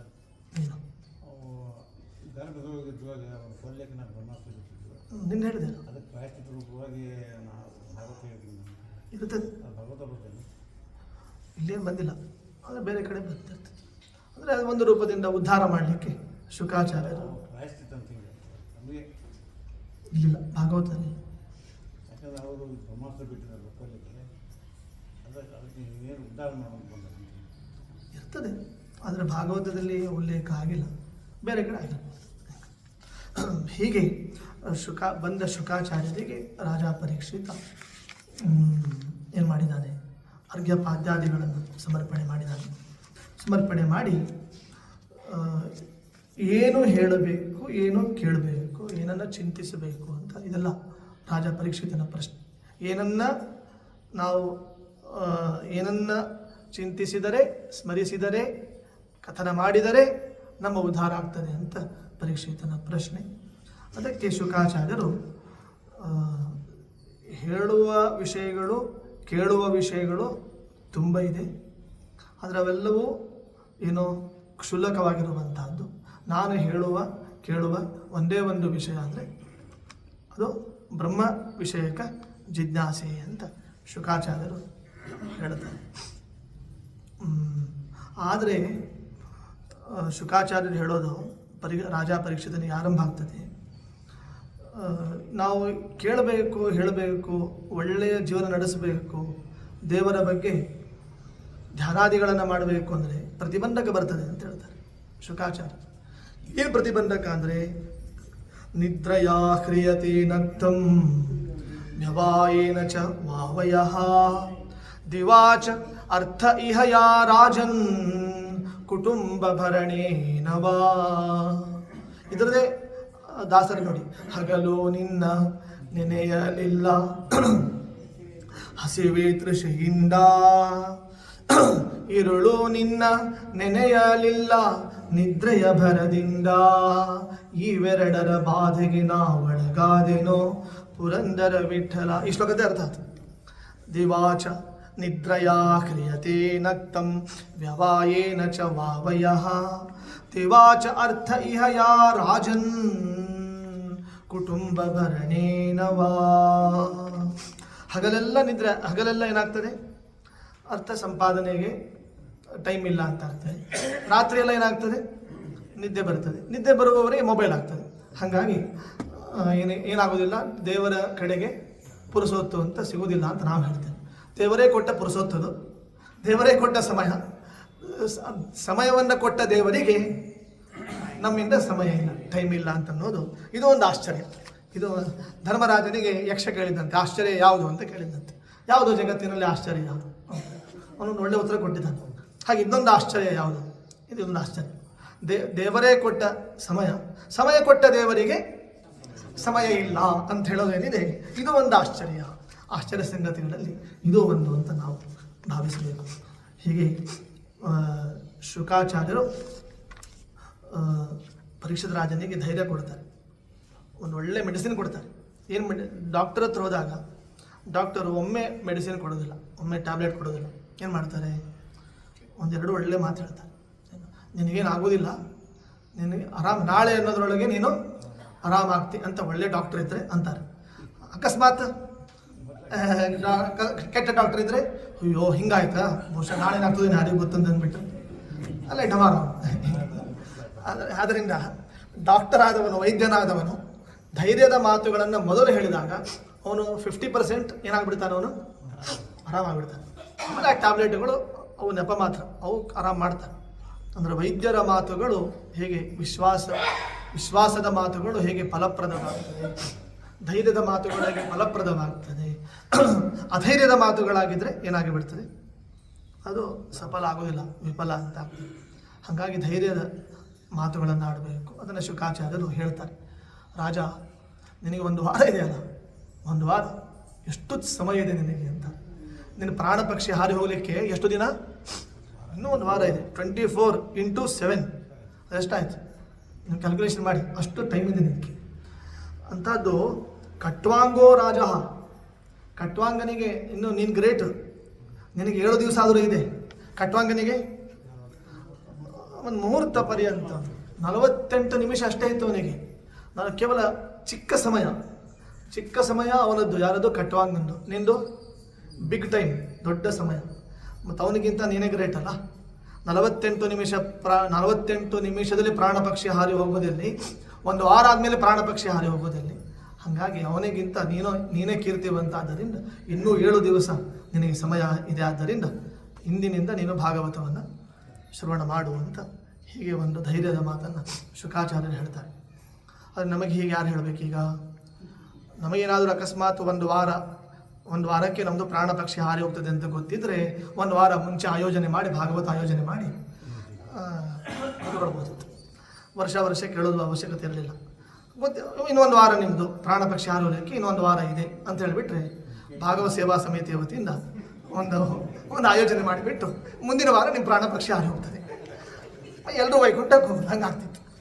ಆದರೆ ನಮಗೇನು ನಮಗೆ ಯಾವಾಗ ಪ್ರಾಣ ಪಕ್ಷಿ ಹಾರಿ ಹೋಗ್ತದೆ ಅನ್ನೋದು ಗೊತ್ತಿಲ್ಲ. ಆದ್ದರಿಂದ ನಿತ್ಯ ಕೇಳೋದು ಅಂತ ಹೇಳ್ತಾರೆ. ಗೊತ್ತಿದ್ರೆ 1 ವಾರ ಆಯೋಜನೆ ಮಾಡ್ಬೋದಿತ್ತು, ಗೊತ್ತಿದ್ರೆ 1 ವಾರ ಕೇಳ್ಬೋದಿತ್ತು. ಗೊತ್ತಿಲ್ಲ, ಆದ್ದರಿಂದ ಪ್ರಾಣ ಪಕ್ಷಿ ಯಾವಾಗ ಹೊರಟು ಹೋಗ್ತದೆ ಅನ್ನೋದು ನಮಗೆ ತಿಳಿದಿಲ್ಲ. ಆದ್ದರಿಂದ ಏನು ಮಾಡಬೇಕೀಗ? ಪ್ರತಿ ವರ್ಷ ಭಾಗವತಕ್ಕೆ ಬರಬೇಕು, ವರ್ಷ ಬರಬೇಕು, ಪ್ರತಿದಿನ ಭಾಗವತವನ್ನು ಶ್ರವಣ ಮಾಡಬೇಕು ಅಂತ ಈ ರೀತಿಯಾಗಿ ಹೇಳೋದು. ಹಾಗಾಗಿ ಶುಕಾಚಾರ್ಯರು ಧೈರ್ಯದ ಮಾತುಗಳನ್ನು ಆಡಿಬಿಟ್ಟು ಅವನಿಗೆ ಒಂದು ಹುರಿದುಂಬಿಸಿಬಿಟ್ಟು, ನೋಡಿ, ಸಾಧಕನಾದವನಿಗೆ, ಜಿಜ್ಞಾಸುವಿಗೆ, ಮತ್ತು ಭಕ್ತಿ ಪಥದಲ್ಲಿ ಹೋಗುವವನಿಗೆ, ಆಧ್ಯಾತ್ಮ ಮಾರ್ಗದಲ್ಲಿ ಹೋಗುವವನಿಗೆ ಏನು ಮಾಡಬೇಕು? ಹುರಿದುಂಬಿಸಬೇಕು. ಈಗ ಕಾಲೇಜಿಗೆ ಹೋಗುವ ಹುಡುಗನಿಗೆ, ಶಾಲೆಗೆ ಹೋಗುವ ಹುಡುಗನಿಗೆ ಏನು ಮಾಡಬೇಕು? ಈಗ ಎಕ್ಸಾಮ್ ಹತ್ತಿರ ಬಂದಾಗ ಫಸ್ಟ್ ಕ್ಲಾಸ್ ಆಗ್ತೀನಿ, ಕಾಳಜಿ ಮಾಡಬೇಡ, ಒಳ್ಳೇದಾಗ್ತದೆ, ಚಲೋ ಓದು ಅಂತ ಹೇಳಿದರೆ ಪಾಪ ಇನ್ನೊಂದು 4 ರಾತ್ರಿ ಜಾಸ್ತಿ ಓದ್ತಾನೆ. ಅದು ಬಿಟ್ಟು ಏನಾಗ್ತದೆ ಯಾರಿಗೂ ಗೊತ್ತು ಮಾರ ಅಂತಂದ್ಬಿಟ್ರೆ ಏನಾಗ್ತಾನೆ ಪಾಪ, ಅವ್ನು ಫ್ಯಾನಿಗೆ ಹಾಕೋದನ್ನ ಅಷ್ಟೇ ಅವ್ನು ಹುಡುಗ. ಹಾಗಾಗಿ ಹುರಿದುಂಬಿಸಬೇಕು. ಮಕ್ಕಳಿಗೆ ಹುರಿದುಂಬಿಸಿದಾಗ ಅವರ ವಿದ್ಯಾ ಇನ್ನಷ್ಟು ಪ್ರಭೆಗೆ ಒಳಗಾಗ್ತದೆ. ಹೀಗೆ ಶುಕಾಚಾರ್ಯರು ಪರೀಕ್ಷಿತ ರಾಜನಿಗೆ ಹುರಿದುಂಬಿಸಿಬಿಟ್ಟು ವಿಷ್ಣುವಿನ ಗಾಥೆಯನ್ನು, ವಿಷ್ಣುವಿನ ಗೀತೆಯನ್ನು ಅವರು ತಿಳಿಸ್ತಾರೆ. ವಿಷ್ಣುವಿನ ರೂಪ ಎಂಥದ್ದು ಅಂತಂದರೆ ವಿಶ್ವರೂಪ. ನೀವು ಒಂದು ಮಾತು ಹೇಳ್ತಾರೆ, ನೋಡು, ನೀನು ದೇವಾಲಯಕ್ಕೆ ಹೋಗಬೇಕಲ್ಲ, ದೇವಾಲಯ ಅಲ್ಲಿ ದೇವಾಲಯದಲ್ಲಿ ದೇವರಿರ್ತಾರೆ, ದೇವಾಲಯ ಪ್ರದಕ್ಷಿಣೆ ಹಾಕಬೇಕು. ಈಗ ನಿನ್ನ ಪಾಲಿಗೆ ಶುಕಾಚಾರ್ಯ ಹೇಳೋದು, ನಿನ್ನ ಪಾಲಿಗೆ, ನಮ್ಮ ಪಾಲಿಗೆ ತಿಳ್ಕೊಳ್ಳಿ, ಎಲ್ಲರಿಗೂ ತಿಳಿಯುವಂಥ ದೇವರ ಒಂದು ಪ್ರತಿಮೆ ಯಾವುದು? ದೇವಾಲಯದಲ್ಲಿ ಪ್ರತಿಮೆ ಅಂತ. ಹಾಗೆ ದೇವರ ಪ್ರತಿಮೆ ಯಾವುದು ಅಂತಂದರೆ ಬ್ರಹ್ಮಾಂಡವೇ ಪ್ರತಿಮೆ ಅಂತ. ಬ್ರಹ್ಮಾಂಡವೇ ಪ್ರತಿಮೆ. ಈ ಪ್ರತಿಮೆಯನ್ನು ದರ್ಶನ ಮಾಡಬೇಕು. ಮೊದಲು ಎಲ್ಲಿ ದರ್ಶನ ಮಾಡಬೇಕು? ಮೊದಲು ಏನು ದರ್ಶನ ಮಾಡಬೇಕು? ದೇವಾಲಯಕ್ಕೆ ಬಂದ ತಕ್ಷಣ ಮುಖ ನೋಡಬಾರ್ದು, ದೇವರ ಮುಖಾವಲೋಕನ ಅಲ್ಲ. ಏನು ಮಾಡಬೇಕು? ಆಚಾರ್ಯ ಹೇಳ್ತಾರೆ, ನಮಾಮಿ ನಿಖಿಲಾಧೀಶ ಕಿರೀಟಾಕೃಷ್ಟ ಪೀಠವತ್ ಹೃತ್ತಮಶಮನೆ ಅರ್ಕಾಭಂ ಶ್ರೀಪತೆ ಪಾದ ಪಂಕಜಂ. ವಿಷ್ಣು ಭಗವಂತನ ಪಾದ ಪಂಕಜವನ್ನು, ಪಾದಕಮಲ ದರ್ಶನ ಮಾಡಬೇಕು. ಮೊದಲು ಪಾದಕಮಲ, ಆಮೇಲೆ ಮೇಲಿನ ಭಾಗ, ಆಮೇಲೆ ಹೃದಯ ಮಂಡಲ, ಆಮೇಲೆ ಕಂಠಭಾಗ, ಆಮೇಲೆ ಮುಖಭಾಗ, ಆಮೇಲೆ ಶಿರೋಭಾಗ, ಆಮೇಲೆ ಕಿರೀಟ. ಹೀಗೆ ಇಷ್ಟು ದೇವರ ದರ್ಶನವನ್ನು ಮಾಡುವ ಕ್ರಮ. ಹೀಗೆ ಪಾತಾಳಮೇತಸ್ಯ ಹಿ ಪಾದಮೂಲಂ ಪಠಂತಿ ಪಾರ್ಷ್ಣಿ ಪ್ರಪದೇ ರಸಾತಲಂ ಮಹಾತಲಂ ವಿಶ್ವಸೃಜೋಥ ಗುಲ್ಫೋ ತಲಾತಲಂ ವೈ ಪುರುಷಸ್ಯ ಜಂಘೇ ದ್ವೇ ಜಾನುನಿ ಸುತಲಂ ವಿಶ್ವಮೂರ್ತೆಃ ಊರುದ್ವಯಂ ವಿತಲಂ ಚ ಅತಲಂ ಚ ಮಹೀತಲಂ ತಜ್ಜಘನಂ ಮಹೀಪತೆ ನಭಸ್ಥಲಂ ನಾಭಿಸರೋ ಗೃಣಂತಿ ಉರಸ್ಥಲಂ ಜ್ಯೋತಿರನೀಕಮಸ್ಯ ಗ್ರೀವಾಮಹರ್ವದನಂ ವೈ ಜನೋಸ್ಯ ತಪೋರರಾಟಿಂ ವಿದುಃ ಆದಿಪುಂಸಃ ಸತ್ಯಂತು ಶೀರ್ಷಾಣಿ ಸಹಸ್ರ ಶೀರ್ಷ್ಣಃ. ಎಲ್ಲ ಲೋಕಗಳು ಭಗವಂತನನ್ನು ಏನಾಗಿವೆ? ಆಶ್ರಯಿಸಿಕೊಂಡಿವೆ ಅಂತ. ಅತಲ ಬಿತಲ ಸುತಲ ತಲಾತಲ ಪಾತಾಲಾದಿಗಳು, ಭೂಲೋಕ ಮಹೋಲೋಕ ಜನೋಲೋಕ ತಪೋಲೋಕ ಸತ್ಯಲೋಕಾದಿಗಳು ಭಗವಂತನನ್ನು ಆಶ್ರಯಿಸಿಕೊಂಡಿವೆ. ಈ ಬ್ರಹ್ಮಾಂಡವೇ ಭಗವಂತನ ಪ್ರತಿಮೆಯದು ಅಂತ ಈ ರೀತಿಯಾಗಿ ಉಪಾಸನೆ ಮಾಡುವಂತಹದ್ದು ಶುಕಾಚಾರ್ಯರು ಹೇಳಿ ನಮಗೆ ಎಷ್ಟು ಸಾಧ್ಯ ಇದೆ ಅವರು ಹೇಳಿದ್ದಾರೆ. ನಮಗೆ ಎಷ್ಟೆಷ್ಟು ಯೋಗ್ಯತೆ ಇದೆ. ವಿರಾಟ್ ರೂಪ ಅಂತ ಚಿಂತನೆ ಮಾಡಲಿಕ್ಕೆ ಆಗೋದಿಲ್ಲ, ನಮಗೆ ಸಾಧ್ಯ ಉಂಟು. ವಿರಾಟ್ ರೂಪವನ್ನು ಚಿಂತನೆ ಮಾಡೋದು ಭಾಳ ಕಷ್ಟ. ನಾವೇನು ಚಿಂತನೆ ಮಾಡ್ಬೋದು? ನಮಗೆ ಶಕ್ತಿಗೆ ಅನುಗುಣವಾಗಿ ಉಡುಪಿ ಕೃಷ್ಣ ಅಥವಾ ತಿರುಪತಿಯ ಅವನಂತೂ ದರ್ಶನ ಕೊಡ್ತಾನೆ ಮತ್ತು ಬರ್ತು ಹೋಗ್ಬಿಡ್ತಾನೆ. ಸ್ವಲ್ಪ ಬೇರೆ ಉಡುಪಿ ಕೃಷ್ಣ ಪಂಡ್ರಾಪುರ ವಿಠಲ ಸ್ವಲ್ಪ ನೆನಪಿಗಾದರೂ ಇರ್ತಾನೆ. ತಿರುಪತಿ ತಿಮ್ಮಪ್ಪ ತುಂಬ ಬೇಗ ಬರ್ತು ಹೋಗ್ಬಿಡ್ತಾನೆ. ಅಲ್ಲಿ ಸ್ಥಿತಿನೇ ಆಗಿದೆ, ಪರಿಸ್ಥಿತಿನೇ ಆಗಿದೆ. ರಂಡಿ ಅಂತಾರೆ, ಪೋಂಡಿ ಅಂತಾರೆ, ಮೂವತ್ತು ಆ ಗ್ಯಾಪಲ್ಲಿ ನೋಡಬೇಕು. ಆ ಗ್ಯಾಪಲ್ಲಿ ದೇವ್ರ ದರ್ಶನ ಮಾಡಬೇಕಾಗ್ತದೆ. ಹಾಗಾಗಿ ದೇವರು ಮರೆತು ಹೋಗ್ಬಿಡ್ತಾರೆ. ಅವೆರಡೂ ಇದ್ದಿದ್ದಿಲ್ಲ ಅಂದರೆ ದೇವ್ರ ದರ್ಶನ ಎಲ್ಲ ಒಂದು ಕಡೆ ಉಳಿದ ನೆನಪು ಉಳಿತಿತ್ತು. ಅವೆರಡೂ ಶಬ್ದಗಳಿರೋದರಿಂದ ಆ ಗ್ಯಾಪಲ್ಲಿ ದೇವ್ರ ದರ್ಶನ ಮಾಡಿ ಬಂದು ಕೂಡಲೇ ಏನಾಗ್ಬಿಡ್ತದೆ, ಮತ್ತೆ ಹರಿಪ್ರಿಯ ರಿಸರ್ವೇಷನ್ ಮಾಡಬೇಕಾಗ್ತದೆ, ಮತ್ತೆ ದೇವರ ಹತ್ರ ಹೋಗಿ ಬರಬೇಕಾಗ್ತದೆ. ಹೀಗೆ ಎಂದಿಗಾಗುವುದೋ ನಿನ್ನ ದರ್ಶನ. ಇಷ್ಟೇ ಯೋಗ್ಯತೆ ನಮ್ಮದು ಅಲ್ವಾ? ನಮ್ಮ ಯೋಗ್ಯತೆ ಇಷ್ಟೇ ಇರ್ತದೆ.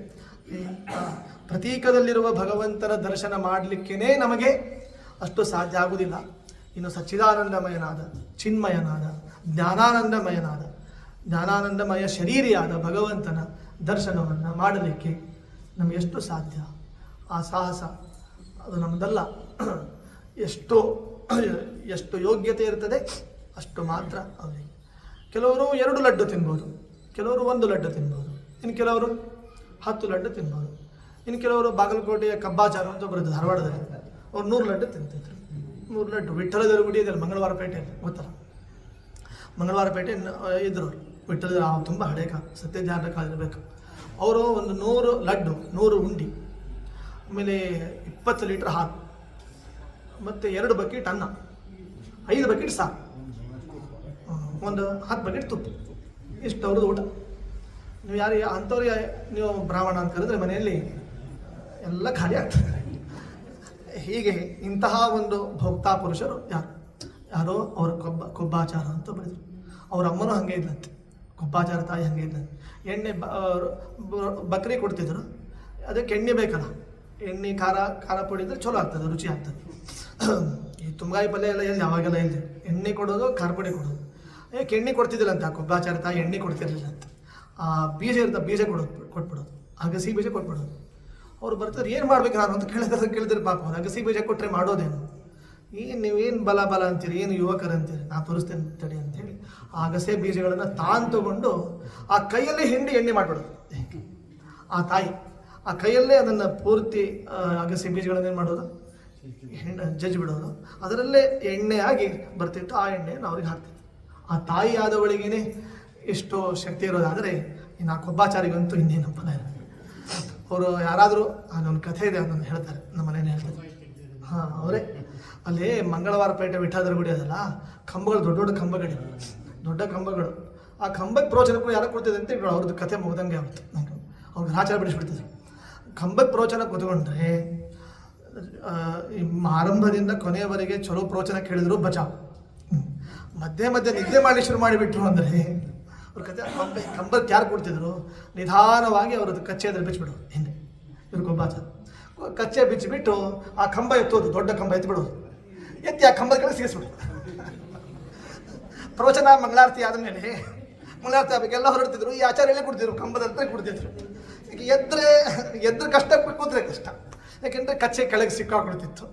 ಹೇಳೋ ಹಾಗಿಲ್ಲ, ಕೂತ್ರೆ ಕಷ್ಟ. ಯಾಕೆ ಅಂತ ಕೇಳಿದ್ರೆ ಅದು ಕಷ್ಟ, ಯಾಕೆಂದ್ರೆ ನಿದ್ದೆ ಮಾಡ್ತಾ ಇದ್ರಿ ಅಂತ ಅನ್ನೋದು ಕಷ್ಟ.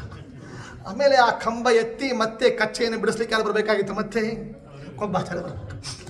ಈ ರೀತಿ ನಡೀತಿತ್ತು ಅಂತ ಈಗ ಹೇಳ್ತಾರೆ.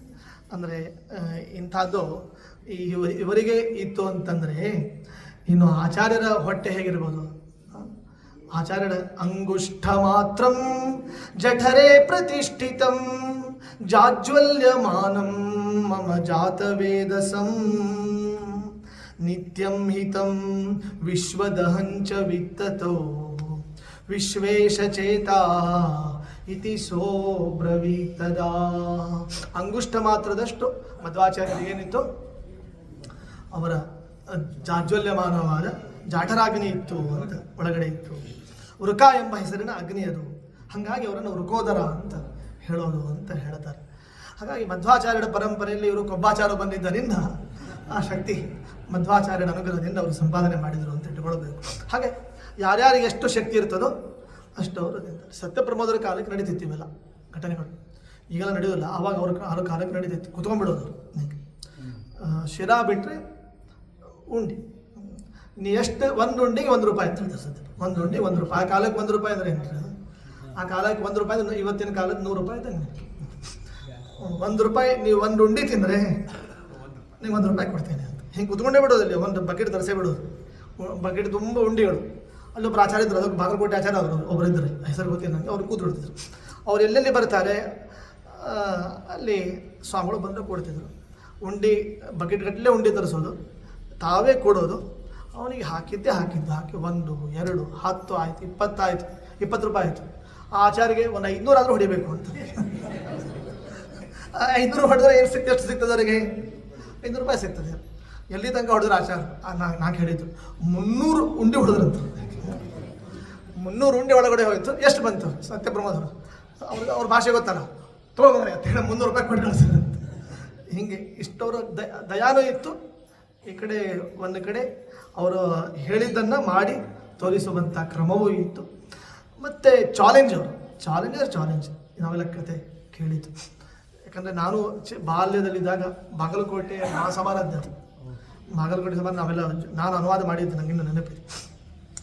ಇಲ್ಲಿ ಗುರಾಚಾರ್ಯರು ಪಾಂಡುರಂಗಿ ಗುರಾಚಾರ್ಯಲ್ಲಿ ಹೋದರು, ಅಲ್ಲಿ ಹರಿಪದವನ್ನು ಸೇರಿಕೊಂಡ್ರು ಸಮಾರಾಧನೆ ದಿವಸ. ನಾನು ಬಾಲ್ಯದಲ್ಲಿ ನಾನಿದ್ದೆ, ಆವಾಗ ಅಲ್ಲಿದ್ದೆ. ಆವಾಗ ವೇದಿಕೆಯಲ್ಲಿ ನಮ್ಮದು ಒಂದು ಸಣ್ಣ ಪುಟ್ಟ ಅನುವಾದ ಇತ್ತು. ಹಾಗಾಗಿ ಅವ್ರು ನೆನಪಿಸಿಕೊಂಡೇ ಇವತ್ತು ಎಲ್ಲ ಪಾಪಗಳು ನಿವಾರಣೆ ಆಯಿತು.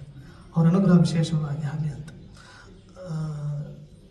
50 ವರ್ಷ ಪೂಜಕಂ ಸತ್ಯಪ್ರಮೋದ ತೀರ್ಥಾರ್ಯಾನ್ ನೌಮಿನ್ಯಾಯ ಸುಧಾರತ. ನಿಷ್ಠೆ, ದೀಕ್ಷಾ ಮತ್ತು ಒಂದು ಸದಾಗ್ರಹ, ಇವೆಲ್ಲ ಶುಭ ಗುಣಗಳ ಸಂಗಮವೇ ಅದು ಅವರು ಪೂಜ್ಯರು ಸತ್ಯಪ್ರಮೋದ ತೀರ್ಥರು. ಇದನ್ನು ಯಾಕೆ ಹೇಳಿದೆ ಅಂದರೆ ಅವರವರ ಯೋಗ್ಯತಾ ಪ್ರಕಾರ ಅವ್ರಿಗೆ ಗೊತ್ತಿರ್ತೈತೆ, ಕಾಣ್ತದೆ ಯಾರ ಯೋಗ್ಯತೆ ಎಷ್ಟು ಅಂತ ನೋಡಿಕೊಂಡು ಆ ರೀತಿ ಬಡಿಸುವಂತಹದ್ದು. ಹೀಗೆ ನಮ್ಮ ಯೋಗ್ಯತಾ ಪ್ರಕಾರ ನಾವು ಚಿಂತನೆಯನ್ನು ಮಾಡುವಂತಹದ್ದು. ಅಷ್ಟು ದೇಹ ಇದ್ದರೂ ಕೂಡ ನಾವು ಮಾಡದೇ ಹೋದರೆ ವ್ಯರ್ಥ ಅಂತ ಹೇಳ್ತಾರೆ ಶುಕಾಚಾರ್ಯ. ಇಷ್ಟೆಲ್ಲ ನಮಗೆ ಮೆಟೀರಿಯಲ್ ಇದ್ದರು, ರಾ ಮೆಟೀರಿಯಲ್ ಎಲ್ಲ ಇದೆ, ಅದನ್ನೇನು ಮಾಡಬೇಕು ನಾವು? ಅದನ್ನು ವಿನಿಯೋಗ ಮಾಡಿಕೊಳ್ಬೇಕು ಅಲ್ವಾ? ಎಲ್ಲ ಒಲೆ ಇದೆ, ಅಕ್ಕಿ ಇದೆ, ಪಾತ್ರೆ ಇದೆ, ಬೆಂಕಿ ಇದೆ ಒಂದು ಕಡೆ, ಇನ್ನೊಂದು ಕಡೆ ಇಜ್ಜಲಿದೆ, ಎಲ್ಲ ಇದೆ. ರಾ ಮೆಟೀರಿಯಲ್ ಅಂತ ಎಲ್ಲ ಇದೆ. ಜಾಣ ಆಗೋದು ಯಾವಾಗ? ಎಲ್ಲ ಇದ್ರಪ್ಪ ನಮ್ಮ ಮನೆಗೆ ಅಂತ ಕೂತ್ಕೊಂಡ್ಬಿಟ್ರೆ ಸಾಧ್ಯ ಇಲ್ಲ. ಎಲ್ಲ ಮೆಟೀರಿಯಲ್ ಇದ್ದಾಗ ಅದನ್ನು ಉಪಯೋಗ ಮಾಡ್ಕೋಬೇಕು. ಅದು ಹೇಗೆ ಉಪಯೋಗ ಮಾಡಬೇಕು ಅನ್ನೋದು ಗೊತ್ತಿರಬೇಕು. ಯಾವುದಕ್ಕೆ ಏನು ಹಾಕಿದರೆ, ಏನು ಮಾಡಿದರೆ ಒಂದು ಅನ್ನ ತಯಾರಾಗ್ತದೆ ಅಂತ ಅನ್ನೋದು ಗೊತ್ತಿದ್ದಾಗ ಅವನು ಜಾಣ ಅಂತ ಅನಿಸಿಕೊಳ್ತಾನೆ. ಎಲ್ಲ ಇದ್ದೂ ಕೂಡ ನನಗೇನು ಗೊತ್ತಿಲ್ಲ ಅಂತ ಕೂತ್ಕೊಂಡ್ರೆ, ಗೊತ್ತಿದ್ರೂ ಕೂಡ ಗೊತ್ತಿಲ್ಲ ಅಂತ ಹೇಳಿಬಿಟ್ರೆ ಅವನಷ್ಟು ದಡ್ಡ ಮತ್ತೊಬ್ಬ ಇಲ್ಲ ಅಂತ ಹೇಳ್ತಾರೆ. ಹಾಗೆ ದೇವರು ಕೊಟ್ಟ ಈ ಸಂಪತ್ತು, ಯಾವ ಸಂಪತ್ತು? ಸಿರಿ. ಯಾವ ಸಿರಿ? ದೇಹ ಸಿರಿ. ಈ ದೇಹ ಸಿರಿಯನ್ನು ನಾವು ವಿನಿಯೋಗ ಮಾಡಬೇಕು, ಉಪಯೋಗ ಮಾಡಬೇಕು ಅಂತ ಹೇಳ್ತಾರೆ. ಆದರೆ ಅಕಸ್ಮಾತ್ ಮಾಡಿಲ್ಲ ಅಂದರೆ, ದೇಹ ಸಿರಿಯನ್ನು ಭಗವಂತನಿಗೆ ಅರ್ಪಣೆ ಮಾಡಿಲ್ಲ ಅಂತಂದರೆ ಏನಾಗ್ತದೆ? ಅದು ಏನಿದ್ದಂಗೆ? ಅಂಥ ಅವಯವಗಳು ಏನಿದ್ದಂತೆ ಅಂತಂದರೆ, ಬಿಲೆ ಶುಕಾಚಾರ್ಯ ಹೇಳ್ತಾರೆ ನೋಡಿ, ಅಂಥ ಅವಯವಗಳು ಏನವು? ದೇವರಿಗೆ ಅರ್ಪಣ ಆಗದೇ ಇರುವ, ದೇವರಿಗೆ ಅರ್ಪಿತ ಆಗದೇ ಇರುವಂಥ ಅವಯವಗಳು ಎಂಥದ್ದದು ಅಂದರೆ, ಬಿಲೆ ಬತೋರು ಕ್ರಮ ವಿಕ್ರಮಾಂಗಿ ನ ಶೃಣ್ವತಃ ಕರ್ಣಪುಟೇ ನರಸ್ಯ ಜಿಹ್ವಾಸತಿ ದಾರ್ದುರಿಕೇವ ಸೂತ ನ ಚ ಉಪಗಾಯತಿ ಉರುಗಾಯ ಗಾಥಾ ಭಾರಃ ಪರಂ ಪಟ್ಟ ಕಿರೀಟ ಜುಷ್ಟಂ ಅಪಿ ಉತ್ತಮಾಂಗಂ ನಮೇತ್ ಮುಕುಂದಂ. ನಿಮಗೆಲ್ಲ ಗೊತ್ತಾಗ್ತದೆ ನೋಡಿ, ಯಾವ ಅವಯವಗಳು ಅರ್ಪಿತ ಆಗಿಲ್ಲ ಅಂದರೆ ಏನದು? ಶಾವೌ ಕರೌ ನೋ ಕುರುತಃ ಸಪರ್ಯಾಂ ಹರೇಃ ಲಸತ್ ಕಾಂಚನ ಕಂಕಣೌ ವಾ ಪರ್ಹಾಯಿತೆ ನಯನೇನ ರಾಣಾಂ ಲಿಂಗಾನಿ ವಿಷ್ಣೋಃ ನಿರೀಕ್ಷತೋ ಯೇ ಪಾದೌ ನೃಣಾಂ ತೌ ದ್ರುಮ ಜನ್ಮ ಭಾಜೋ ಕ್ಷೇತ್ರಾಣಿ ನಾನೂರ್ಜತೋ ಹರೇ ಯೌ ಜೀವಚ್ಛವೋ ಭಾಗವತಾಂಘ್ರಿರೇಣು ನ ಜಾತು ಮರ್ತ್ಯೋ ಅಭಿಲಪೇತಯಸ್ತು ಶ್ರೀ ವಿಷ್ಣು ಪದ್ಯ ಮನುಜಃ ತುಲಸ್ಯಾಃ ಶ್ವಸಂ ಶವೋ ಯಸ್ತು ನ ವೇದ ಗಂಧಂ ಸುರವಂದ್ಯನ ಸುತ್ತದ ಕಾಲು ವೇಶ್ಯಾಮನೆಯ ಮಂಚದ ಕಾಲು ಗರುಡ ಗಮನಗೆ ನಮಿಪದ ಶಿರವು ಉರಗನ ವಿಷತಲೆಯೂ ನಾರಾಯಣ ಕಥೆ ಕೇಳದ ಕಿವಿಗಳು ತೋರುವ ಮಾಳಿಗೆ ನಾಳಗಳು ನರಹರಿ ರೂಪವ ನೋಡದ ಕಣ್ಣು ನವಿಲಗರಿಯ ಕಣ್ಣು ಮಂಗಳ ಮೂರ್ತಿಯ ಪಾಡದ ಕಂಠ ಒಡೆದು ಹೋದ ಹರವಿಯ ಕಂಠ ಮಂಗಳಾಂಗ ಶ್ರೀ ಪುರಂದರ ವಿಠಲನ ಮರೆತವ ಅಗಸರ ಕತ್ತೆ ನಿಜವು ಮನ್ಮಥ ಜನಕನ ಮರೆತ ಮನುಜರು ಮರ ಮರ ಮರ ಮರ ಮರಾಮರ ಚಿನ್ಮಯ ರೂಪವ ಚಿಂತಿಸದ ಕಣ್ಣು ಛೀ ಛೀ ಛೀ ಮನುಜ ಜೀವಚ್ಛವೋ ಭಾಗವತಾಂಗ್ರಿರೇಣು ನ ಜಾತು ಮರ್ತ್ಯೋ ಅಭಿಲಪೇತಯಸ್ತು ಶ್ರೀ ವಿಷ್ಣು ಪದ್ಯ ಮನುಜಃ ತುಲಸ್ಯಾಃ ಶ್ವಸಂಛವೋ ಯಸ್ತು ನ ವೇದ ಗಂಧಂ ವಿಷ್ಣು ತುಲಸ್ಯಾಃ ಗಂಧಂ ನ ವೇದ ವಿಷ್ಣು ತುಳಸಿಯ ಗಂಧವನ್ನು ಯಾರು ಆಘ್ರಾಣ ಮಾಡೋದಿಲ್ಲ ಅಂಥವರ ಜೀವ ಅಂಥವರು ಬದುಕಿ ಏನು ಪ್ರಯೋಜನ ಜೀವಚ್ಛವ ಅಂತ ಹೇಳ್ತಾರೆ ಶುಕಾಚಾರ್ಯ ವಿಷ್ಣು ದೇವಾಲಯಕ್ಕೆ ಚರಣ ವಿಷ್ಣು ಹೊಟ್ಟೆಗೆ ವಿಷ್ಣು ನೈವೇದ್ಯ ಶಿರಸ್ಸಿಗೆ ವಿಷ್ಣು ಭಕ್ತರ ಚರಣ ಮತ್ತು ಮೂಗಿಗೆ ವಿಷ್ಣು ನಿರ್ಮಾಲ್ಯದ ಪುಷ್ಪದ ಆಘ್ರಾಣ ಇವೆಲ್ಲ ಇದ್ದರೆ ಅದು ಸಾರ್ಥಕ ಇವೆಲ್ಲ ಇಲ್ಲ ಅಂದರೆ ಏನು ಸಾರ್ಥಕ ಅದು ಆಚಾರ್ಯರು ಹೇಳಿದ ಕೃಷ್ಣಾಮೃತ ಮಾರಣವದಲ್ಲಿ ಅದೇನಿದ್ದಂತೆ ಅವರು ಬದುಕಿಯೂ ಸತ್ತಂತೆ ಅಂತ ಕೃಷ್ಣಾಮೃತ ಮಾರಣವದಲ್ಲಿ ಆಚಾರ್ಯರು ಹೇಳ್ತಾರೆ ಅದನ್ನೇ ಶ್ರೀ ವಿಷ್ಣು ಪದ್ಯಾಹ ಮನುಜಃ ತುಲಸ್ಯಾಹ ಶ್ವಸಂಛವೋ ಯಸ್ತು ನ ವೇದ ಗಂಧಂ ಬೇರೆ ಯಾವ ಪತ್ರಗಳನ್ನು ಹೇಳಿಲ್ಲ ಭಾಗವತ ಇಲ್ಲಿ ತುಳಸಿಯ ಆಘ್ರಾಣ ವಿಷ್ಣು ಪಾದದಲ್ಲಿ ಅರ್ಪಿತವಾಗಿರುವ ಆಕ್ಸಿಜನ್ನನ್ನು ಸೃಷ್ಟಿ ಮಾಡುವ ಆ ತುಳಸಿಯನ್ನು ಏನು ಮಾಡಬೇಕು ನೀವು ಸ್ವೀಕಾರ ಮಾಡಬೇಕು ತುಳಸಿಯ ವನದಲ್ಲಿ ಹರಿ ಇಹನೆಂದು ಶ್ರುತಿ ಸಾರುತ್ತಿದೆ ಕೇಳಿ ತುಳಸಿ ದರ್ಶನದಿಂದ ದುರಿತಗಳೆಲ್ಲವೂ ದೂರವಾಗುವುದು ಕೇಳಿ ತುಳಸಿ ಸ್ಪರ್ಶವ ಮಾಡೆ ದೇಹ ಪಾವನವೆಂದು ತಿಳಿದಿಲ್ಲವೇ ಪೇಳಿ ತುಳಸಿ ಸ್ಮರಣೆ ಮಾಡಿ ಸಕಲ ಇಷ್ಟವ ಪಡೆದು ಸುಖದಲ್ಲಿ ನೀವು ಬಾಳಿ ವೃಂದಾವನವೇ ಮಂದಿರವಾಗಿದೆ ಇಂದಿರೆ ಶ್ರೀ ತುಳಸಿ ನಂದನಂದನ ಮುಕುಂದಗೆ ಪ್ರಿಯಳಾದ ಚಂದದ ಶ್ರೀ ತುಳಸಿ ತುಳಸಿ ಮಂಜರಿ ಇಲ್ಲದಿದ್ದರೆ ಚಿಗುರು ತುಳಸಿ ಅದು ಇಲ್ಲದಿದ್ದರೆ ಮುಗುಳು ತೆನೆಯು ಅದು ಇಲ್ಲದಿದ್ದರೆ ತುಳಸಿ ಎಲೆಯು ಅದು ಇಲ್ಲದಿದ್ದರೆ ಒಣಗಿದ ಕಾಷ್ಠ ಅದು ಇಲ್ಲದಿದ್ದರೆ ತುಳಸಿ ಬುಡದ ಮಣ್ಣು ಅದು ಇಲ್ಲದಿದ್ದರೆ ತುಳಸಿ ತುಳಸಿ ಎಂದು ಕೂಗಿದರೆ ನಮ್ಮ ಪುರಂದರ ವಿಠಲ ಒಲಿವ ಕಾಣೋ. ಹೀಗೆ ಆ ತುಳಸಿಯನ್ನು ಕೃಷ್ಣನ ಅರ್ಚನೆ, ಕೃಷ್ಣನ ಪಾದಕ್ಕೆ ಸಮರ್ಪಣೆ ಮಾಡಬೇಕು ಅನ್ನೋ ಇಲ್ಲಿಗೆ ಇವತ್ತಿನ ಪ್ರವಚನ ಮುಗಿತು. ಮತ್ತೆ ನಾಳೆ ಸೇರುವ ಅಂತೇಳಿ. ಹರೇ ಕೃಷ್ಣ.